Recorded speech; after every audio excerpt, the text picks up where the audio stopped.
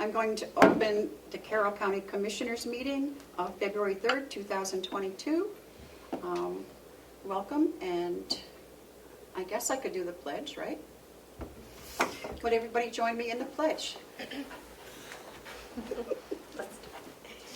I pledge allegiance to the flag of the United States of America and to the republic for which it stands, one nation, under God, indivisible, with liberty and justice for all. Thank you. And I can't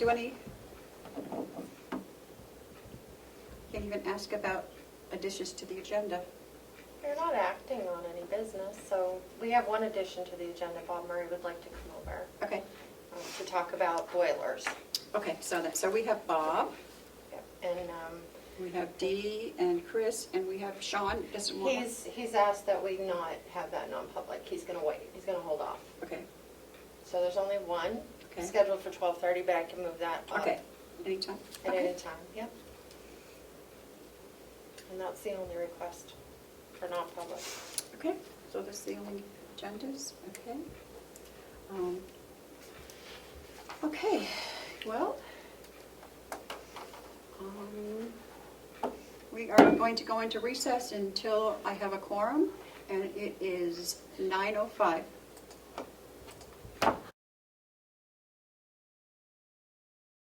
We'll be coming out of recess. It is 9:10. Okay, we've already done the pledge and additions to the agenda. Do we have any media questions out there? There's no one on the Zoom. Okay. And any public input? Seeing none. We're going to hail, so I guess we're not because Joe's not here. It's here now. Yep. Manifest approval for January 28th is $143,226.76. And payroll was $244,372.36. Okay, so we can't do anything for Hales yet. Treasurer is not here. I see that we have Mr. Murray. You have something for us? Come on up. Thank you. You're very welcome. Thank you. Because we couldn't do anything else yet. Is this in public? Yes. Yes, Okay, good. yeah. Yeah, no joke. Thank you. Some budgetary maintenance problem has come to light within the last couple of days that I need to Okay. make you aware of. Over at the annex, we have boilers that were installed in 2007. There were 3. One of them was brought up to Mountain View when Mountain View was built back in 2010, 2011. And 2 new boilers were installed in Mountain View when it was built. So I have 1 old and 2 new at Mountain View. One of the boilers at the annex has failed. The control board, the main processing board, has failed. And they've discontinued that board. I'm unable to get a replacement for it. Okay. So we need a new boiler. We need 1 new boiler, Right. at the very least. My concern is that the other boilers are going to leave me in the same position. So how many, All it takes is a failure of that component, and how many are now in the annex? 2? there's 2. 2. And how I much? think there's one at the, And one of the old ones is at the nursing home, Okay. and that concerns me, because if it fails, I don't have I'm you not won't going have to be enough boilers. I'm not going to be able to fix it. On the coldest days of the year, I'm not going to have enough boilers to keep it warm. I do have redundancy built into the system, but redundancy is only as good as temporary. You have an emergency brake in your car. If your brakes fail, you can stop. That's where I'll be left. I'll be left with the redundancy, and I don't want to leave redundancy as the primary means of heat. Can we hold on just for a second and we'll give Yeah. Commissioner Tesari a chance to... No, I'm good to go. You can go ahead. Whatever you're talking about. We're morning, just talking about a boiler failure in the annex. Okay. So Okay, so, what I'm proposing Okay, you got flowers and candy? I wish I could sweeten this up. What I'm proposing is to take the two newer boilers that I have at Mountain View, bringing them to the annex, Okay. and putting 3 new ones at Mountain View.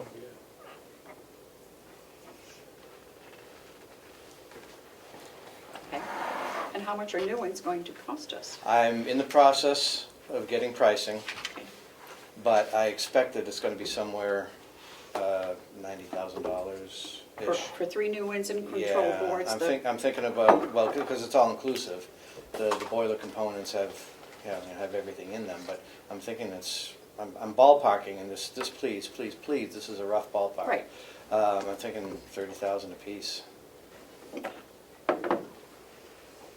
And of I'm course not that's- in an emergency situation that I have to deal with this today, but I do want to address it this Well, year. we want to get it in the budget. I want to get it next into the year's budget, and I budget. want to address it before next winter.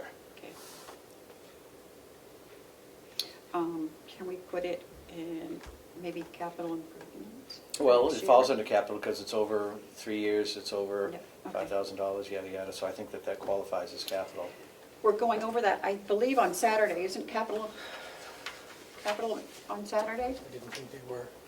It is on Saturday. I've had Yes. a request to instead do those when each department presents, have them discuss their specific capital item rather than have all of those department heads here on Saturday On to address the Saturday, one yeah. item in capital. Does that make sense? Right, so who are the departments that are here Saturday? The Will? county attorney and the sheriff. Oh, okay. So the sheriff has Anyone with a capital improvement, No. She said no, unless they can put that off. that's what she's saying. They've asked to put it off until the, Who has asked? The So for delegation? example, the sheriff would be presenting his capital because he's already here presenting his budget. okay, so they When want. Mountain View presents their budget, then they would do the capital items for I Mountain View. I was under the impression that we weren't going to have subcommittees or anything this year for all the rest of the There was a- departments. Just the Mountain View, Just Mountain View. yeah. So, And they haven't scheduled a meeting yet. okay. And that doesn't change that. No, so that gives you plenty of time to, Yeah, and again, I'm going to be bringing a budget estimate to the table, not a quote, okay. because I think this is big enough that we have to RFP. RFP it, I think. But I have a company, E&E, who won our service contract under competitive bidding, and we'll see what happens. They're the ones that are going to be providing me a budget quote. But I would also hate to step on their toes, seeing as they're the company that's Right. currently maintaining the boilers. They're doing a good job. Okay. Can we do an RFP That's, in advance? And then present the RFP as part of the budget? You know, I think if you were to put out an RFP prematurely before having the money available, it's essentially kicking tires.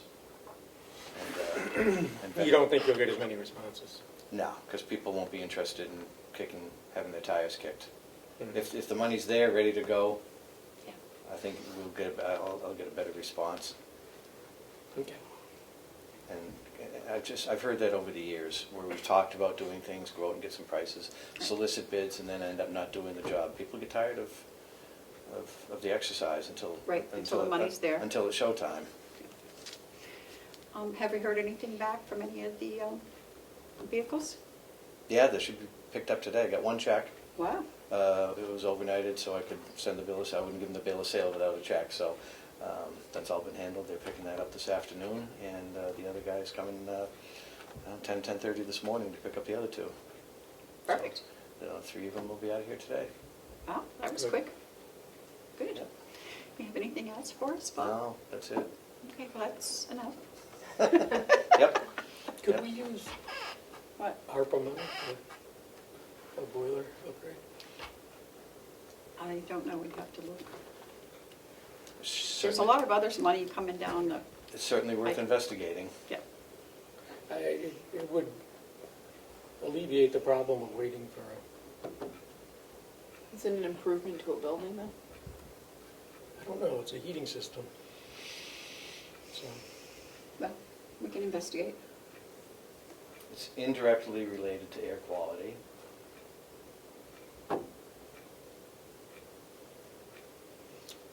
Okay? That'd take some thought. these are, they burn oil? Propane. Propane. Yeah. Yeah. I'm kind of disturbed that, that this boiler has failed already and the company is not providing parts. It's 15 years, the boiler is 15 years old. That's not very old. I would expect to get 20 years out of it, have parts availability. GE did that to us when we bought the refrigerators next door. I'm having a hard, the ovens, excuse me. I can't get parts for them anymore. I couldn't get parts 3 years after they were installed. Could you put that in the RFP as a requirement? What commitment? I guess you can't because they're just a dealer, Yeah, not the manufacturer. right, not the manufacturer. Yep. So I'll be exploring some different avenues. Well, 15 years is a long time. 15 years is Yeah, but not on typical for... something that's $30,000. Well, it's typical for commercial HVAC equipment. 15 years is about the, is the industry standard for useful life. So So you we're got we're that. there. But Yeah, you should get a little more. but I'd like to be able, I mean, the boilers would keep going if I could get the part. Yeah. We maintain them annually, they're cleaned and serviced, and they're running fine. Well, the ones that are still running are running fine. And they could keep going if I could have the parts, but I can't get the parts, and it's nothing that I can get off the shelf and replace with something that's not OEM, original equipment manufacturer. And there's nothing in the used market. No, nothing, not that, no.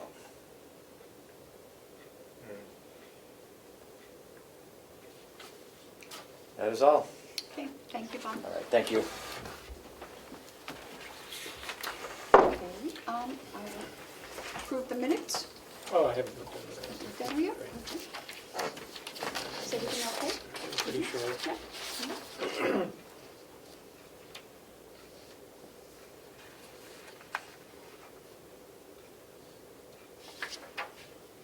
I read them over this morning, I didn't see anything.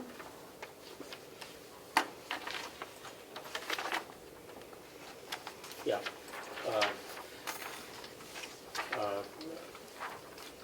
I move we approve these minutes as written for January 27th. No, January 27th.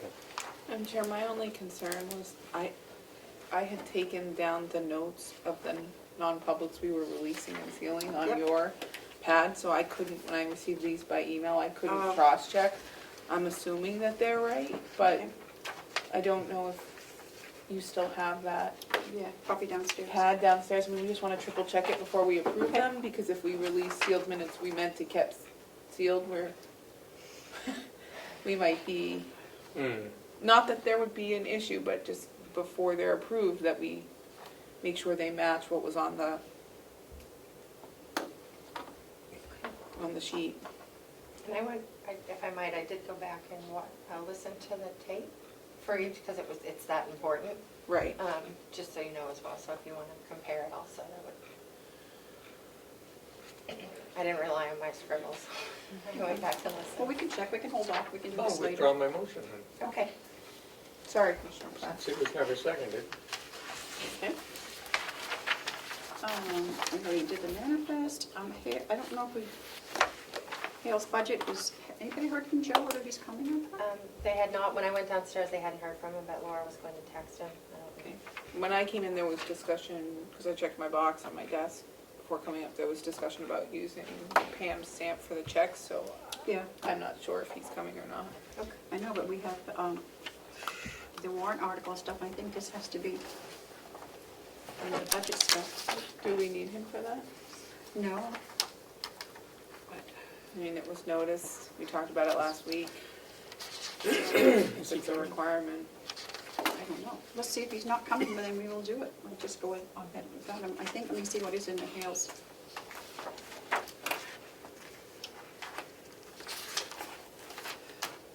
I can give you each of the budget that Denise sent down. It's one for Joe. Is Joe involved in developing this? Yeah, Joe and Okay. Denise. Yeah. This is Hales, the school. That we have to sign. Do we need anyone else here? Do we need Denise here No. without Joe? No.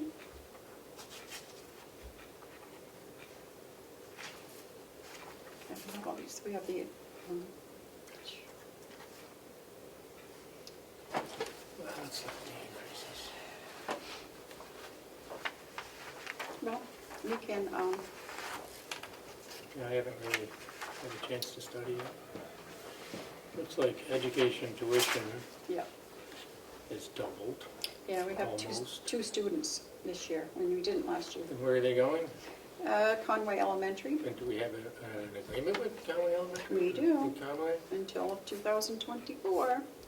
Why is elections going up almost, over $6,037? Because this year, there's state State elections. election. There wasn't one last year. There was, last year, there was no, Okay, And that's about what it costs to do an election. all right. and that's what Conway Regardless. charges. Yeah. It's in Oh, the really? contract, yeah, It's such a small. Where do they vote? in Conway. In Conway? Yeah. That's, Yep. so Conway gets that much Yep. from Hales Yep, to do an election? yep. Because that's what we budget per election. That's more than, I think, what we budget per election in Wolfboro. And we have, I guess I could do this, if you want to initial Denise's invoice. You just have to,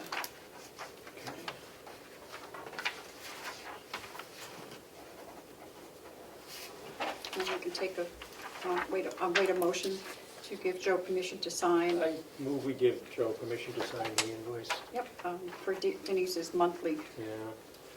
pay at $1,050. Yeah. Seconded. $1,050. All those in favor, say aye. Aye. Aye. Do you want to just initial her invoice? That way he doesn't come, we can get her to use this to happen. It indicates that they want us to appropriate this amount, the proposed, but then there's the Carroll County tax and then the grand total. Don't we have to raise the county tax too? So why are we only appropriating?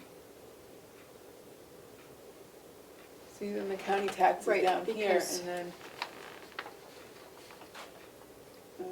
Okay, 319, I guess we don't know what it's going to be yet, do we? no. I know, but a lot of these numbers are placeholders. We don't know exactly what they're gonna be. Why don't we need to also appropriate the county tax?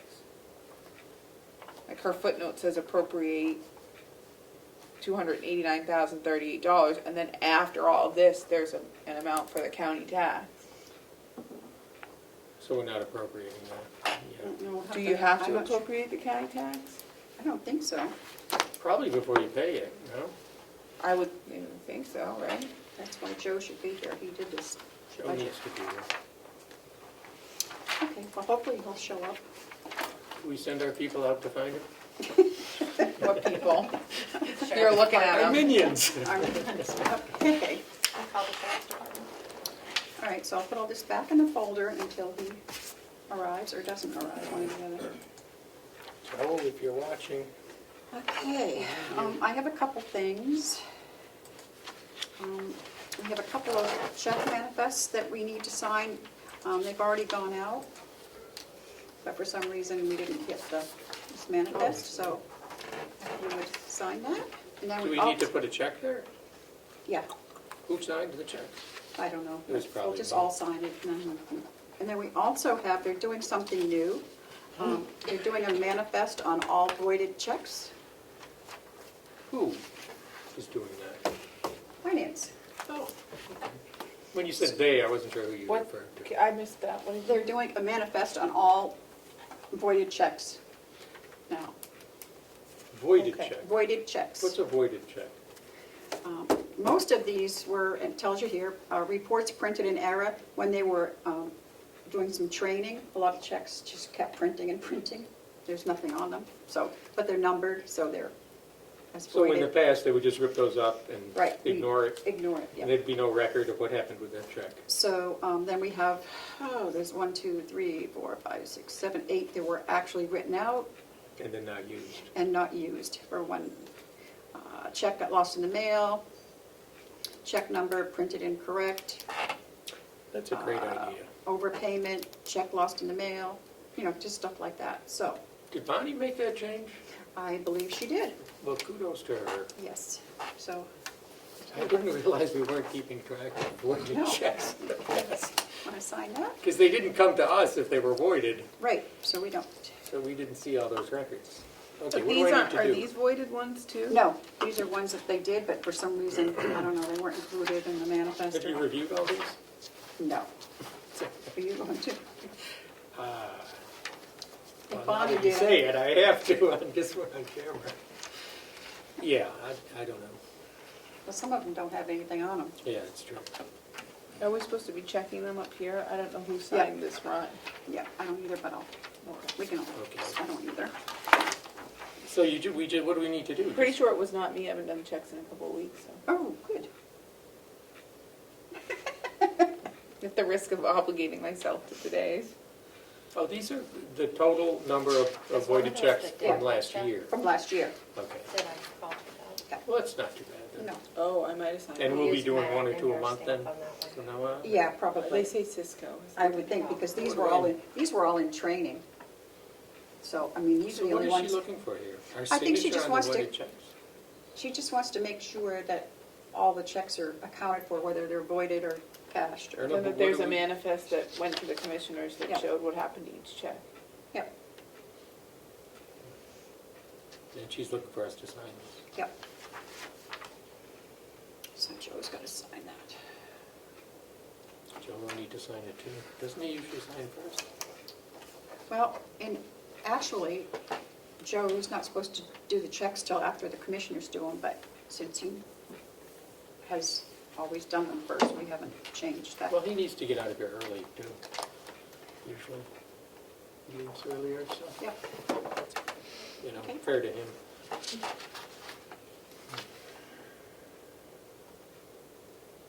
I should probably look at some of these. Go ahead. I'll do this while you're talking. it's 9:30. I don't have anything else. Maybe Dee has something. Well, she does, but she is a non-public at noon. Did she, Should we move her up? did she want to come over for that, or can she do it on the Zoom? She's on the Zoom. Chris is Let's available have her come over. anytime. She was supposed to bring a lunch, I thought. Does she want to give us an update talking about about Mountain you. View? That's not non-public. No, Matt, I said you were hosting me coming over, then it would be the proper thing for you to provide me lunch. Well, But we don't have a kitchen here. You have one over there. What can I get you guys for lunch? I'll bring you over lunch. Would you like sandwiches? Sandwiches, bag of chips, something to drink? I was Matt's kinda just asking kidding. you to bring lunch because it's his turn to pay. I was just kidding. Oh, that would do something else, Matt. Well, I get it. you know. Okay, it was a scam. You're right. I'm happy to deliver more lunches for you guys if you would like lunch. I'd be more than happy to bring over some sandwiches and chips for you guys. That would be fun. would you like to do your non-public now? We have time. Do you think you can do it in a half hour? Yeah. Okay, You gonna do it? Oh, yes. Are you Come gonna? over. Okay, you're gonna come over. All right. run fast like a little bunny. Don't they hop? Not run. Hey, let's not get carried away. Yeah. I'll be right over. Okay. Melissa, could you go see if Chris can come in? Yeah. Okay. Would you like to read us into non-public? Yes. Do you know what section it's under, Madam Chair? I have no It's idea gonna what it be- is. It's going to be, A? yeah, A 32C, I think. It's not A. Oh, yeah, it is A, compensation and all that stuff. Yeah, A is Okay. fine. I make a motion that we go into non-public under RSA 91A3, Roman numeral 2, subsection A. Seconded. All those in favor, roll call vote. Voice. Commissioner Jasari, Aye. Commissioner Pletch, Aye. Commissioner McCarthy. Aye. And it is 9:34. 9:30.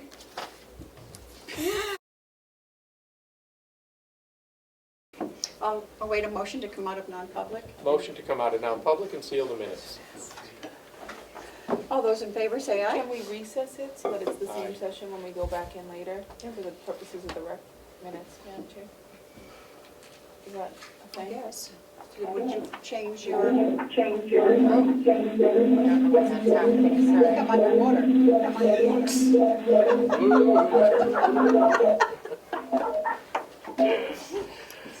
Someone needs to be muted. Oh, there it is at the Oh, top. the laptop. Is she in the Zoom? Yeah, I'm getting. Yeah, that's good. Oh, I see what you're saying, so you would show your materials that way. Can you just mute yourself? Mute I your- am. Yeah. It is muted. Madam Chair, are you going to recess your non-public? Is that what you did? Yes, Oh, can you That's call what your, you turn your I withdraw my volume down? motion, it wasn't seconded. right. So, There we go. We're good. Recess to non-public. yes. Okay. Okay. You can recess it. Right. You're in if you were in non-public and you didn't come out, then you recess while you're in non-public, so you don't have to do that either. Okay. Whatever you say it, I trust you. Most of the time. This is an opportunity, huh?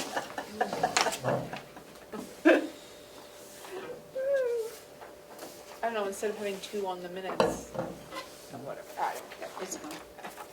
It's a good point.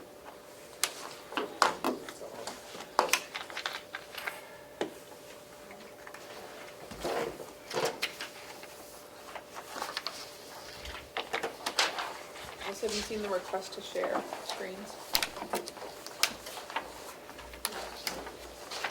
No. Has anybody heard from Joe yet, do you know? No? He's-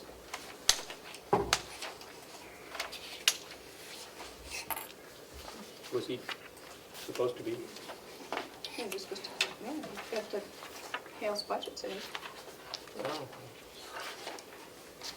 We could have a driving mishap. What does it say at the top? Does it say recording? in the- Yeah, it says recording's paused. Do you have to play the recording to get the screen share? No, I don't think so. Is she waving goodbye? I'm not sure how to, like if I'm not sure how I can present as an attendee. I'm not sure if I can. Can you go to the Zoom screen? It shows your Do we have people on there? No, it's her. I know, but is there anybody that wants to be on Zoom while she's doing her presentation?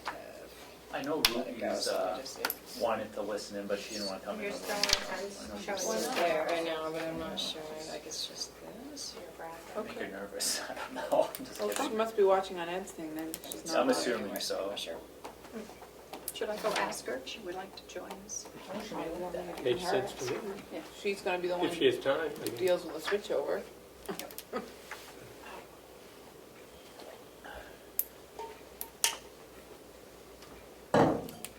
Is it easy? Is there a- projector? Um, Is it quick? Is it okay?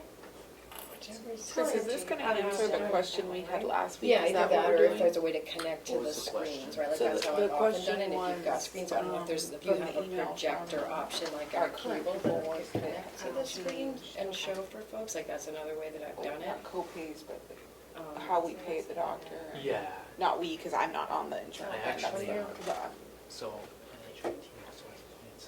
Can you expand that they're that gonna a little? show us after school care. And And, then So we're hearing both. right here. yeah, Okay. and, Let's try that. I was on with them yesterday, Can you see and the explained screen to like me, this one? and Something like that one, it made Yes, sense to ma'am. me, so I think, and then share. they're going to explain the differences, There how, we go. you know, the Yeah, biggest awesome, differences. you're the best, thank you.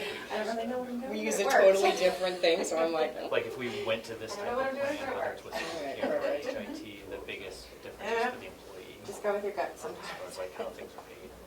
Was it like a huge inconvenience? Do you think they want to save money You know what to? you're doing so well that you have to hide that you don't know. I Get to play With golf. our, It we works. updated our not to exceed rate. Got me this far. My feeling proceed right this year. And then think about it. To fire Ruby? They said these plans are good plans, it just takes a lot more employee engagement. So, so that would be the biggest change, is like education for the employees and getting them. Like, what do you mean by employee engagement? Because there's not as many services for free, you know, covered 100%. It's more of a copay, so it's more like being more thoughtful about where you're going to get your care and that type of thing. I think they'll explain it pretty well. I mean, they're good plans, but it's different. Okay.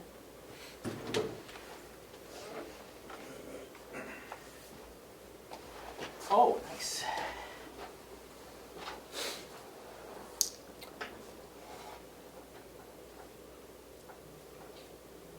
Chris, I see the packet for this presentation and the next one, but I don't see what we currently have. Do you have what our current package looks like? Yeah, I get that real Could you quick. print 3 of those for us, please? Sure. I'd just like to be able to compare all 3 to what we're currently, Yeah. or the 2 to our current to make a 3rd. You look like you're up to something again. Me?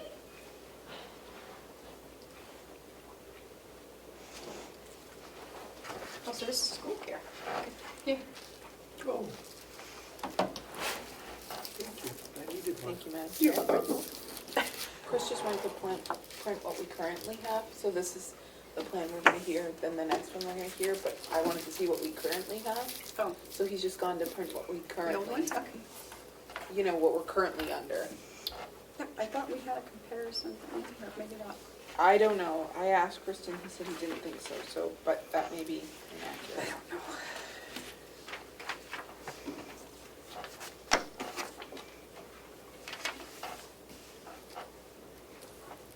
Ruby said if she's really busy, but if she's listening, and if she thinks she needs to ask some questions, she'll run down. Okay. Okay. Okay. So, welcome. Would you introduce yourself? Thank you. I'm Jana Dalton from School Care. Okay. Yes, Do we have any material already, or? Yes, It's in right, your packet. No. update on Joe. It's in here? Yep. Oh. Oh, yeah, okay.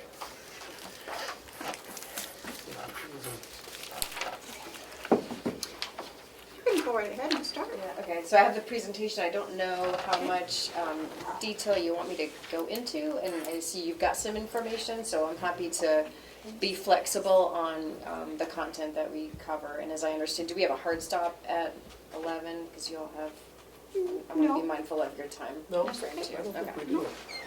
all right, so I will. Yeah, I can, but I'm close to Yep, the I can see TV. much better. All right, so you have my contact information here on this main slide, and then my colleague Chris Glenn, who's the other gentleman that's been talking to your Chris, so you have our contact information.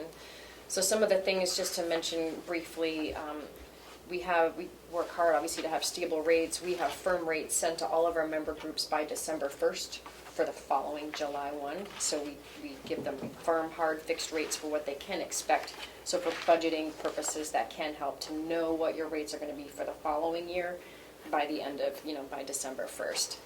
And we do our best to obviously offer stable rates so that each year we do what we can as a risk pool to make sure that your rates are as stable as possible. Multiple plan designs, we'll talk to you today certainly about our consumer-driven suite. We also have a well-being program that offers incentives as well as other programs.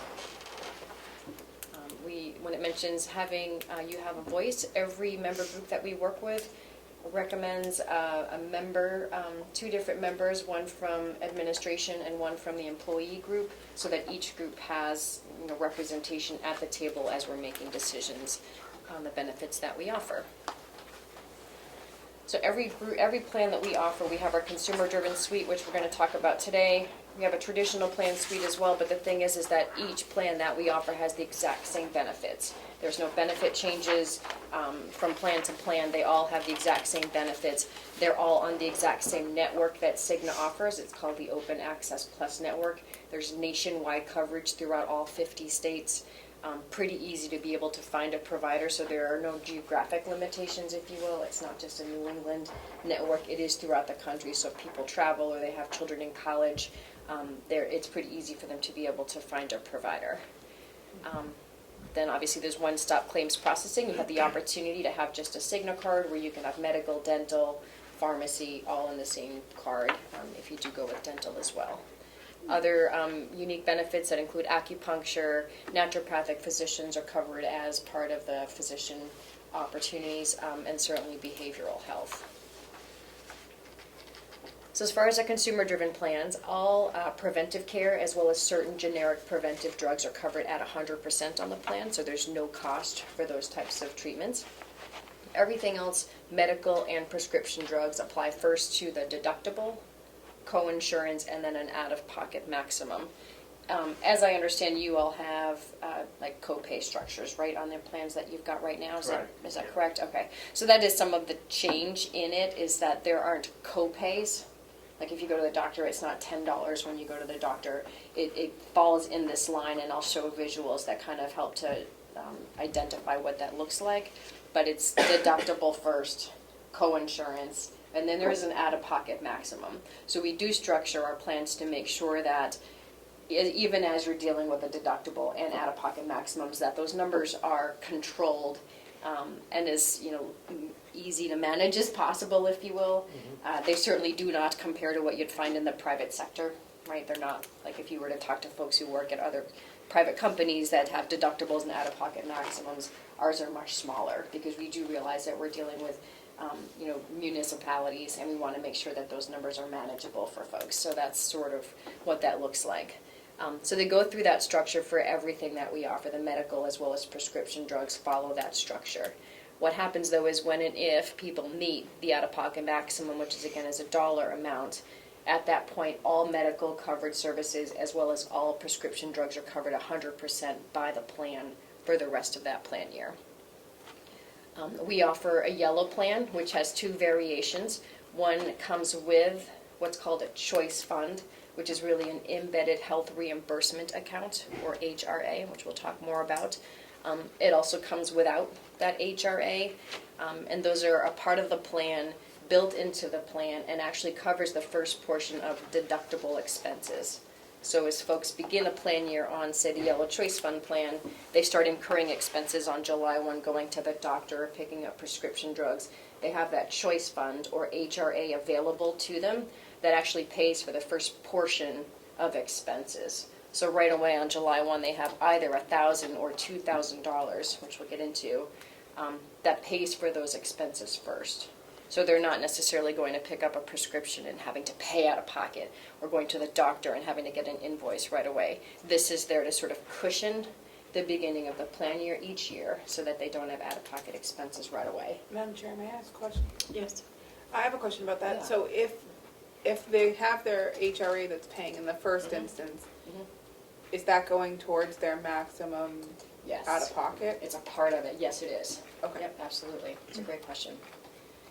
There's another plan which we'll spend a little bit of time on, and I'll kind of follow your lead on what you want to do, but there's a third plan option in the suite that we offer that's called an orange plan.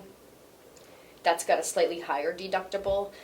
It does meet the IRS regulations for offering a health savings account with it, because it is a high deductible health care plan. So it can come with an HSA. There is an opportunity, obviously, for the employer to contribute towards that HSA if y'all are amenable to it.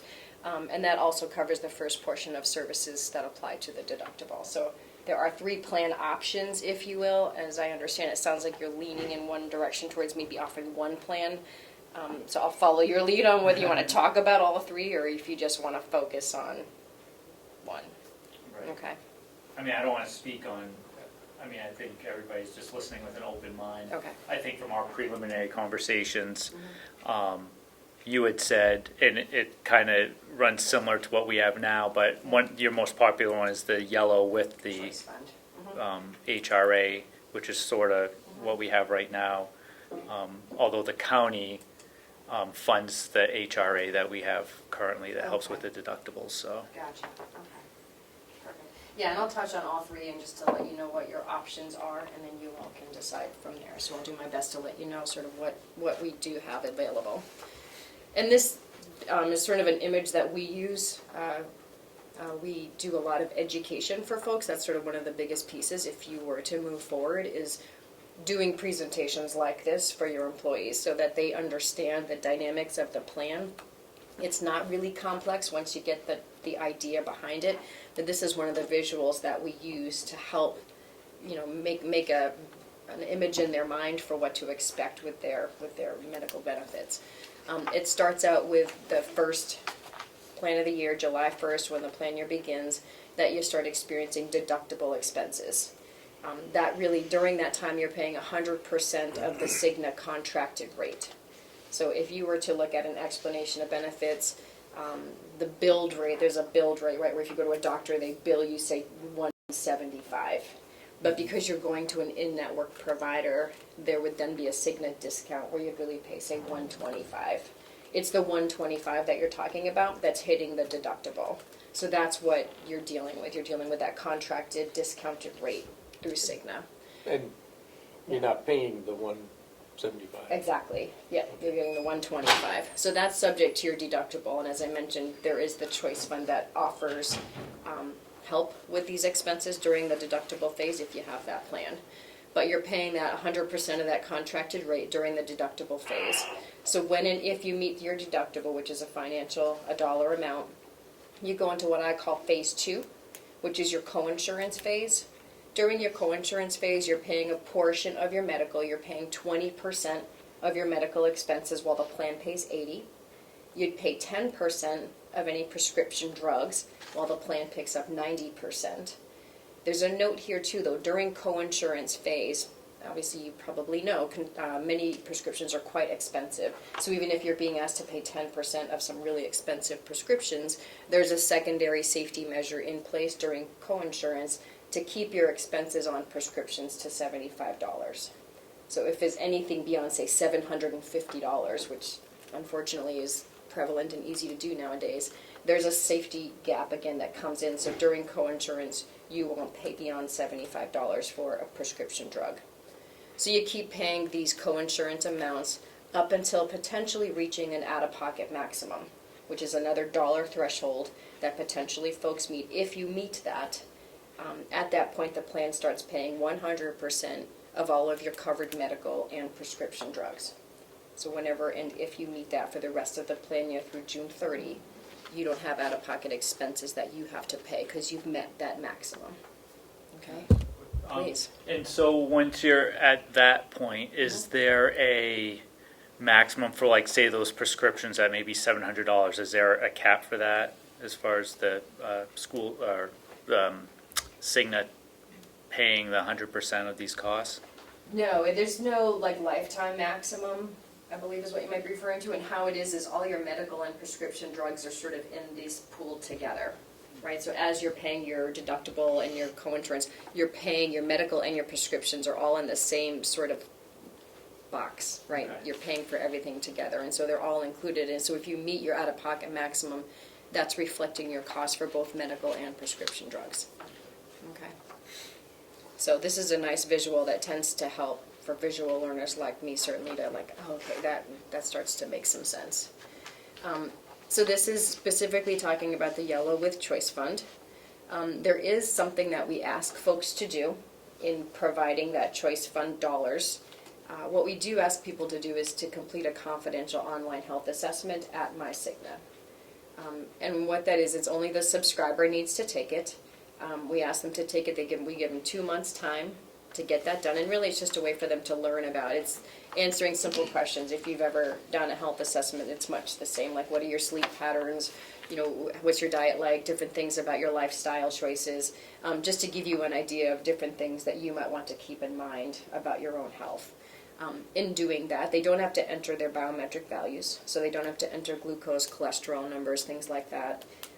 But it just gives them an idea of what they might want to be looking at health-wise. And that takes about maybe 10 minutes of their time. And that activates their choice fund for the whole family or for the individual. We give them 2 months at the beginning of the plan year to get that done. And what happens after getting that done, it then activates a $1,000 choice fund for an individual, and then a $2,000 choice fund if you're on a 2-person or family plan. And that is what pays for the first portion of deductible. So we'll talk about the deductible amount here too as well. But the other nice feature about this is that any remaining funds rolls over into the next plan year. So not everybody, I mean, it depends on your family situation as to whether you use up the whole choice fund or not. Everybody's got different dynamics in their medical families. If you don't use it all though, it'll roll over. And it'll keep rolling over. So if you're on an individual plan and you get $1,000 in your choice fund, but you only use half of it, so you'd have $500 remaining at the end of the first plan year. For the next plan year, you take your health assessment again, get a new $1,000, but then you'd have another $500 from the previous year that would get added to that. So you'd have $1,500 in your choice fund, and that actually covers your entire deductible and part of your coinsurance, and it would keep rolling over. So depending on if you don't use it all, you know, year 2, year 3, however many, you might have your whole out-of-pocket maximum covered, so you wouldn't have out-of-pocket exposure. So that is a feature that keeps rolling over up to your out-of-pocket maximum. So that's something people can benefit from. And feel free to ask me any questions as we go through. This is an abbreviated version of what the benefit summary would look like on the Yellow Choice Fund plan. Again, you're on the largest network that Cigna offers, Open Access Plus network. Your preventive care and certain generic preventive drugs, again, are covered 100% at no cost to the employee. Assuming that the subscriber alone takes that health assessment and they activate the choice fund, they have $1,000 or $2,000 sitting in that choice fund, or again, embedded HRA. The deductible on this plan is $1,250 for an individual and $2,500 for a 2-person or family. And so how that can work, so yes, the accumulators and dollar amounts are the same for 2-person and family plan. However, the 2-person family premium is lower, right? So what they pay out of pocket for their insurance is lower than the family. So that does change the financial picture for them. Once that deductible is met, the coinsurance, again, is 20% medical, 10% for prescriptions. And the out-of-pocket maximum, which again includes medical and prescription drugs, is $2,000 for an individual and $4,000 for a 2-person or family. So again, that's the ceiling and the maximum that they would be asked to pay in a plan year. So this next row that talks about net costs is really kind of doing some math, assuming that that health assessment is taken, choice fund is activated. So really the picture for an individual, they have $1,000 sitting in that choice fund. So the first $1,000 of the $1,250 deductible is paid for by the choice fund. So in that deductible of $1,250, the first $1,000 worth of those claims, medical and prescription drugs, they don't pay for. That's covered by the choice fund. So really their deductible is $250 that they would have to pay after the $1,000. And then that out-of-pocket maximum of $2,000, the first half is covered by the choice fund. So really their out-of-pocket maximum exposure is $1,000 once that $1,000 gets used up first. And the picture for a 2-person or family, again, assuming the subscriber alone takes the health assessment, gets the $2,000 choice fund, their deductible of $2,500, the first $2,000 is covered by the choice fund. So their deductible is really $500 after that first $2,000. And their out-of-pocket maximum of $4,000, really the first half is covered by the choice fund. So their personal exposure is $2,000 behind that first $2,000. So we will let people know, you know, your worst case scenario. You've got a lot of prescriptions, you've got surgeries, you've got a lot of things happening in a plan year. Your worst case scenarios that you're dealing with for personal financial, you know, beyond the premium expenses, obviously, is $1,000 for an individual and $2,000 if you're on a 2-person or family plan. Can I ask a question? Yes. So I see a lot of stuff in our packet that has similar information, but I don't see this exact slide. Is there a possibility you could send it to Melissa so we could look at this? I can certainly share this presentation with Chris after. I can certainly Well, send yeah, that that'd to be you. fine too. Yeah, this is sort of an abbreviated. I just think benefit this summary. one helps me. Like, I know that there's way more detail in the rest of Yes. it about every kind of benefit the employee could Right. want, but Yeah. like in an overview picture, this would be more helpful. You got it. So that, Happy thank to you. do that. happy to do that. Yeah, that's what we call this an abbreviated version of, because it just kind of hits the points of what most people deal with, right? And I love this math row, because that helps to make it more concrete for I what they think can yeah, expect. it's a huge visual aid. Yep. And we'll also say, you know, I don't know if you all offer flexible spending accounts? Do you do FSA? Okay, because that's what we'll let people know, is that beyond your choice fund, once the 1,000 or 2,000 is used up, you have your flexible spending account. And you can put what you might expect to pay, either another 1,000 or 2,000 on your flexible spending account. So then once your choice fund is used and you start getting an invoice, then you can have the FSA card there available to start paying, so that you're, again, personally not having to come up with Any big numbers. an uncomfortable amount of money. Yep, absolutely. And if you're saving money, so it depends on, again, on what we'll also tell folks, so I'm just letting you know what we would do in an education way, is that if you're saving money in a premium, right, so whatever's coming out of your paycheck to pay for your health insurance, if you're seeing a savings of, let's say, $50, and I'm just, you know, spitballing dollar amounts, if you're saving $50 in your paycheck, then maybe you multiply that by your pays and put that in your flexible spending account. You know, and if you do a rollover, that's an option too, or that you at least put 500 or whatever it is you're doing, so that you know that that's there, especially for year one. So you know, as it's new to you, that you're feeling comfortable with having money there and you're saving money on the tax end. So, and you know, with FSAs, I'm not sure what your enrollment is, right? If it's high, low, or if a lot of people use it or not. When you look at a plan like this where they're starting to realize they might have out-of-pocket expenses, they might feel more inclined to use that too. Right. And see the benefit of that. I don't know the exact number, but we do have pretty good participation with our FSA. Okay, good. Excellent. So the rest of the slide just goes through, in general, you know, the benefits that we offer: physician specialty office visits, which again includes naturopathic physicians, emergency room and urgent care, labs and x-rays, advanced radiologies like MRIs and CAT scans, any hospitalization. You have physical, speech, and occupational therapy. Each person has 60 combined day visits for the plan year. So how that works is they're a day visit. So let's say you needed physical therapy and occupational therapy. If you were to actually get those two on the same day, that counts as one visit. Okay, so that's how those 60 visits are used up. Chiropractic care, there's a 20 visit limit per person per plan year. Acupuncture, there's a 12 visit limit per person per plan year. That is one item that is allowed to go out of network, because acupuncture is still trying to figure out their network, get that set up and covered.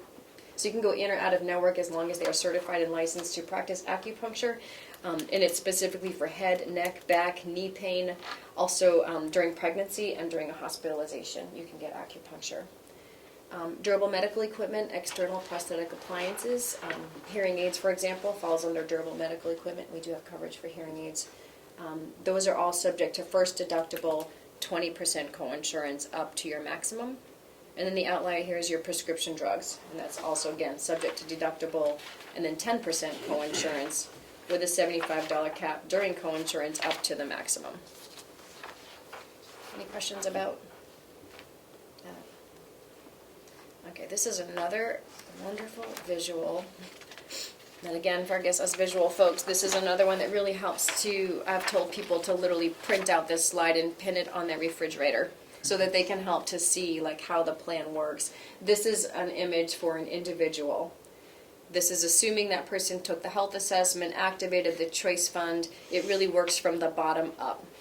So you activate your choice fund as you're beginning to experience medical and prescription drug invoicing. The first $1,000 is paid for. So you don't pay out of pocket for that. So that's covered by the choice fund for the first $1,000. Once that's used up, there's that remaining $250 there in the middle that you're still in deductible, and your choice fund is used. That's what I would call one of the more uncomfortable spots, right? This is where I would say if you have a flexible spending account card, that's when you will start using it, right? If you go to pick up a prescription drug, you may pay $200 for a prescription depending on what you're picking up. You know, if you get a doctor visit during that time, you will get an invoice in the mail for that doctor visit, again, that contracted amount. But that's when, you know, you've been going along and not paying for $1,000 worth of claims, and you're like, okay, this is fine. Then all of a sudden you will get an invoice at that time. But again, it's $250. It's a smaller amount. Once you hit that deductible, then you go into coinsurance. That top section Well, you're paying 20% medical, 10% prescriptions. So again, a smaller increment. If you're getting invoiced, they're smaller amounts.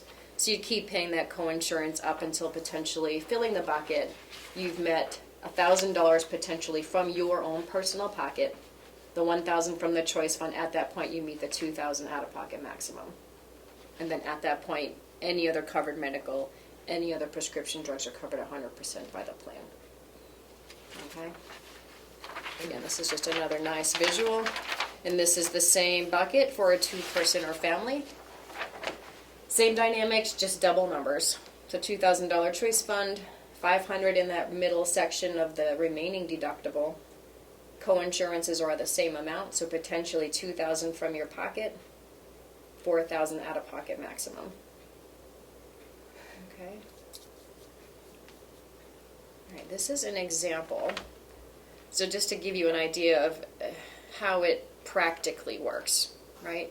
So this is an example considering a 2-person or family plan. Again, the $2,000 choice fund, $500 remaining deductible, then coinsurance up to the $4,000 out-of-pocket maximum. So this is in the beginning of the plan year, assuming that they pick up a prescription on July 5th, right, at the pharmacy. They're going to a retail pharmacy rather than doing the mail order program, which is an option. They're picking up a $300 drug. They'll go to the counter. The pharmacist will hand them the $300 drug. The pharmacist will see right there in their computer that they've got an embedded HRA. Right away, they're going to see that they're getting paid directly from Cigna, that $300. So they're going to hand the prescription over. They'll get paid by Cigna directly, and the person walks away with their prescription in hand, and they've paid nothing. Then let's say they have to go to the ER. We're rounding numbers here, $1,600 for the ER visit. Again, they've got that remaining in their choice fund. So the hospital is going to get paid by Cigna directly. They'll see an EOB that says they owe nothing, and they will not get invoiced by the hospital because they were paid by Cigna directly, so they pay nothing for that. Then if they have to go to an ear specialist for a $250 visit, they've got $100 remaining in their choice fund. That gets paid, but there's a remaining $150. Right, so they get paid the $100 from Cigna, the hospital, or the ear specialist. So they'll then invoice the participant the remaining $150. So they'll get a bill in the mail, which they could then pay with a flexible spending account if they've got that. And then the chiropractor visits, they've gone a few times, right? They'll invoice them for a few. And we're just doing easy math here for $350. They would get an invoice in the mail, and they'd be asked to pay that $350. And they'd pay out of pocket, or they could use the flexible spending account for a few chiro visits. At that point, they've met the deductible. You can see that they've paid nothing, and then they paid some. But at that point, they're now going into the phase 2 of coinsurance, where they're paying 20% medical, 10% prescriptions. So assuming they get a $900 prescription drug through the home delivery program this time, they would be asked to pay 10%, which would have been $90.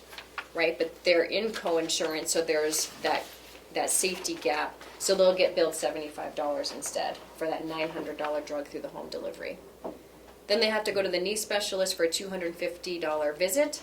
They'd pay 20%. They'd get invoiced in the mail for $50. And then bad news, they need to have a knee replacement done, around about $42,000. They'd be asked to pay 20%, but at this point they're almost at their out-of-pocket maximum. So rather than getting billed the 20%, they're going to get billed $1,375, which is less than. So they would be asked to pay that again. If they had flexible spending, you could use that to pay that, and that is probably an uncomfortable bill. But also at the same time, they've now met their out-of-pocket maximum. So at this point, oops, I'm going backwards. At this point, the follow-up to the surgeon after surgery, a $250 visit, is now covered 100%. They do not get billed in the mail for that. Pink eye shows up in the family. They have to go to the physician for that. $150 visit. They pay nothing for that. Again, that $900 prescription, they need to get refilled on the home delivery program. They don't pay anything for it because they've now met their maximum. So anything beyond that knee replacement that they have for visits through, again, the end of June, they don't pay anything for. As long as they're covered medical, covered prescriptions, then they'll be covered 100% by the plan. Okay? Any questions about that? Because the logistics of the pharmacy, the retail pharmacy, they know right away that you've got an HRA. They can see right away that they won't charge you. Hospital claims, they're not as fast, right? It'll have to process, but again, it will be reflected in whether or not they end up invoicing or not. Okay. What we tell people, folks transitioning from, say, a copay plan to a plan like this, we'll let people know when you go to the doctor, don't pay a copay anymore. It might take them some time to transition, realizing you've got a deductible now in a different type of plan. So we'll say you don't pay at the visit. You no longer have a copay. They can't bank on the fact that you owe them $10, right? They don't know that, right? So you don't pay them then. They'll invoice you, tell them I've got Cigna, I promise I've got coverage. They'll process it through Cigna first and then invoice you if they need to. So that's one of the education pieces that we really focus on, changing that dynamic for folks that you're no longer going to pull out your wallet at the doctor visit. And so the out-of-pocket maximum for the family plan is? $4,000. But if you did the health screening, which will take 10 minutes, it's Yeah. $2,000. Yeah, the first 2,000 is covered. Yep, it's paid for by that choice fund. And the rest of the $42,000 for the knee replacement is covered? Covered by, yeah. And what about any kind of eye care? So there's eye exams within here, so for any, like your vision exams are covered as well in here, so that's a part of Under the plan. same Yep, same coverage, dynamics. 20% up to the out-of-pocket? You got it, yeah. And preventive ones though, so if it's just clearly preventive, and I know when I go to get my eyes checked, some of it's just clean preventive and it's not diagnostic, if you will. Is it covered once a year, one exam per year, or how is it? Yes, one exam per year, that's like the one item that you need to wait like 366 days or whatnot. Eyeglasses at all? We offer VSP, so That's eyeglasses additional. hardware That's is not a It's part not of under it. this, okay. Right, but we do have a VSP program that is an option to enroll in that does have hardware coverage. So there's glasses, contact lenses coverage. That is an option that we do have VSP as an opportunity to enroll in And what as well. about hearing, any kind of hearing aids? Hearing aids? Yeah, so you can get, I think it's 2 for 5 years. Every 5 years you can get hearing aids. 2 Is there a per limit on person. cost? It's not. There's parameters on it. It's not like a dollar limit. When you go to an in-network audiologist, they work with I think it's called Amplifon now. There's a vendor that Cigna partners with to manage the hearing aids. They'll determine what's right for you. You know what I mean? So just basic hearing aid coverage, what you need, that's what gets covered. Just basic hearing aids, Yeah, whatever's necessary for your need. not the super fancy ones? I think that's how it works, right? You're gonna have the box in your shirt pocket. Oh, some of these hearing aids are amazing. There's so many out there, yeah. So it's But you're paying thousands of dollars each, right. so. Thousands, yeah, mine's were like 5,000 each. My mom's were 5,000 each. Yeah, it's a managed program. I'll say. When she It's- loses them, it's no fun. So this dental is also extra, Dental's an option too. an yeah. option. Yeah. How much more? Did Chris What's- offer dental premiums to we you? I don't know what was No. asked No, for I'm and not what- seeing that here. So Okay. we just re-upped our dental. I think for 3 years, so So that. So we're good for right now. But obviously, if this came to be and down the road, then is it through Cigna, the It dental? is through Cigna. Yeah. And we can offer comparable programs. So again, if you come in this direction, it would be an opportunity to look at later, and we Yeah. offer plans that would look very similar. Cigna's got, you can go in or out of network for your dental provider. You can go to whatever dentist they're currently going to and just keep with them. And you could have Cigna coverage, and it would be very, very similar to what That's you nice, have. they consolidate. Yeah, so I was thinking Certainly if an we had option. something that, Yeah, depending on price-wise. can we look at that?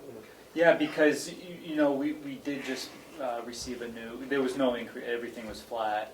Actually, I think there was a slight decrease, it's like 3% decrease or something like that. But I don't know if it's kicked in yet, so let me see if it's kicked in. Who is that with? Is that with Delta. Delta? So explain, I'm trying to understand the benefit of the choice fund. Yes. Everything is the same except with the choice fund, your first $1,000 for single or $2,000 for a two-person or family is covered. But, and so if it's single, that would be a benefit of $1,000 over 12 months. But the cost to get it, It's built into the plan. It's a bit, the premiums would be a bit higher for the Yellow Choice Fund plan than, but you're paying more for it than the benefit you're getting, it would seem. not necessarily. That's what I'm trying to understand. Right. Because you can, when I look at these numbers, Yep. it's $1123.50 for the open access with the choice fund, and only $984.50 for the open access without the choice fund, and that's more than $100 difference. I mean, that's like, what is it, almost $140 difference, yeah. Yeah. For a benefit of $140 a month for a benefit of, that's worth $1,000. So Right. what else do you get? You get the choice fund, right? You So get the what I choice would fund. say, for folks who are, again, it is built into the plan, right? So that's part Mm-hmm. of it. This, we could do an option with a yellow plan without choice fund. Mm-hmm. So there is an opportunity to offer all three plans side by side. So you could have choice, right? And that's Okay. sort of one of the benefits that people would see is you could choose between. There might be people who would do the math and say, I almost never go to the doctor. Okay. That yellow plan without choice fund makes more sense for me because I'm saving money on the premium side and I'm probably not going to use it. And I get a flexible spending account card. So if I do have out-of-pocket expenses, You can then- put money on the flexible. right, then spending that's an account. option for them. What I would see as a benefit, and then certainly making a transition or considering a transition from a traditional type plan into a plan that's got a deductible, that's got, these different moving parts that folks may not be used to. The choice fund is, again, a nice cushion that helps to, they're paying the premium, and depending on what your cost share looks like, I don't know what that's going to look like for you all, they're used to paying out of pocket for their insurance. So they're not necessarily seeing that difference so much, but what they do get is they get that choice fund that helps them. Again, if you get to have your first $1,000 or $2,000 covered where you're not getting a bill in the mail, That's a benefit, okay. it feels a lot better, The right? coverage, though, is the same either way. Same, It's yep. just you don't have that cushion Exactly. Benefits are already identical. banked. You don't, whenever it comes in fact. Yep, And it's at the beginning of the year, exactly. that's already pre-filled. Okay. So that is, And it's in the program, so yeah, they're not having to worry or think about it. There's no yeah, separate card. it's just automatic. It's automatic And within you do the Cigna. administration of that? Yeah, it's within internally. Cigna. Cigna does it. So Cigna administers that Absolutely. and does the accounting and tracking. You got it. Bonnie, do you have a question? Oh, her hand is up too.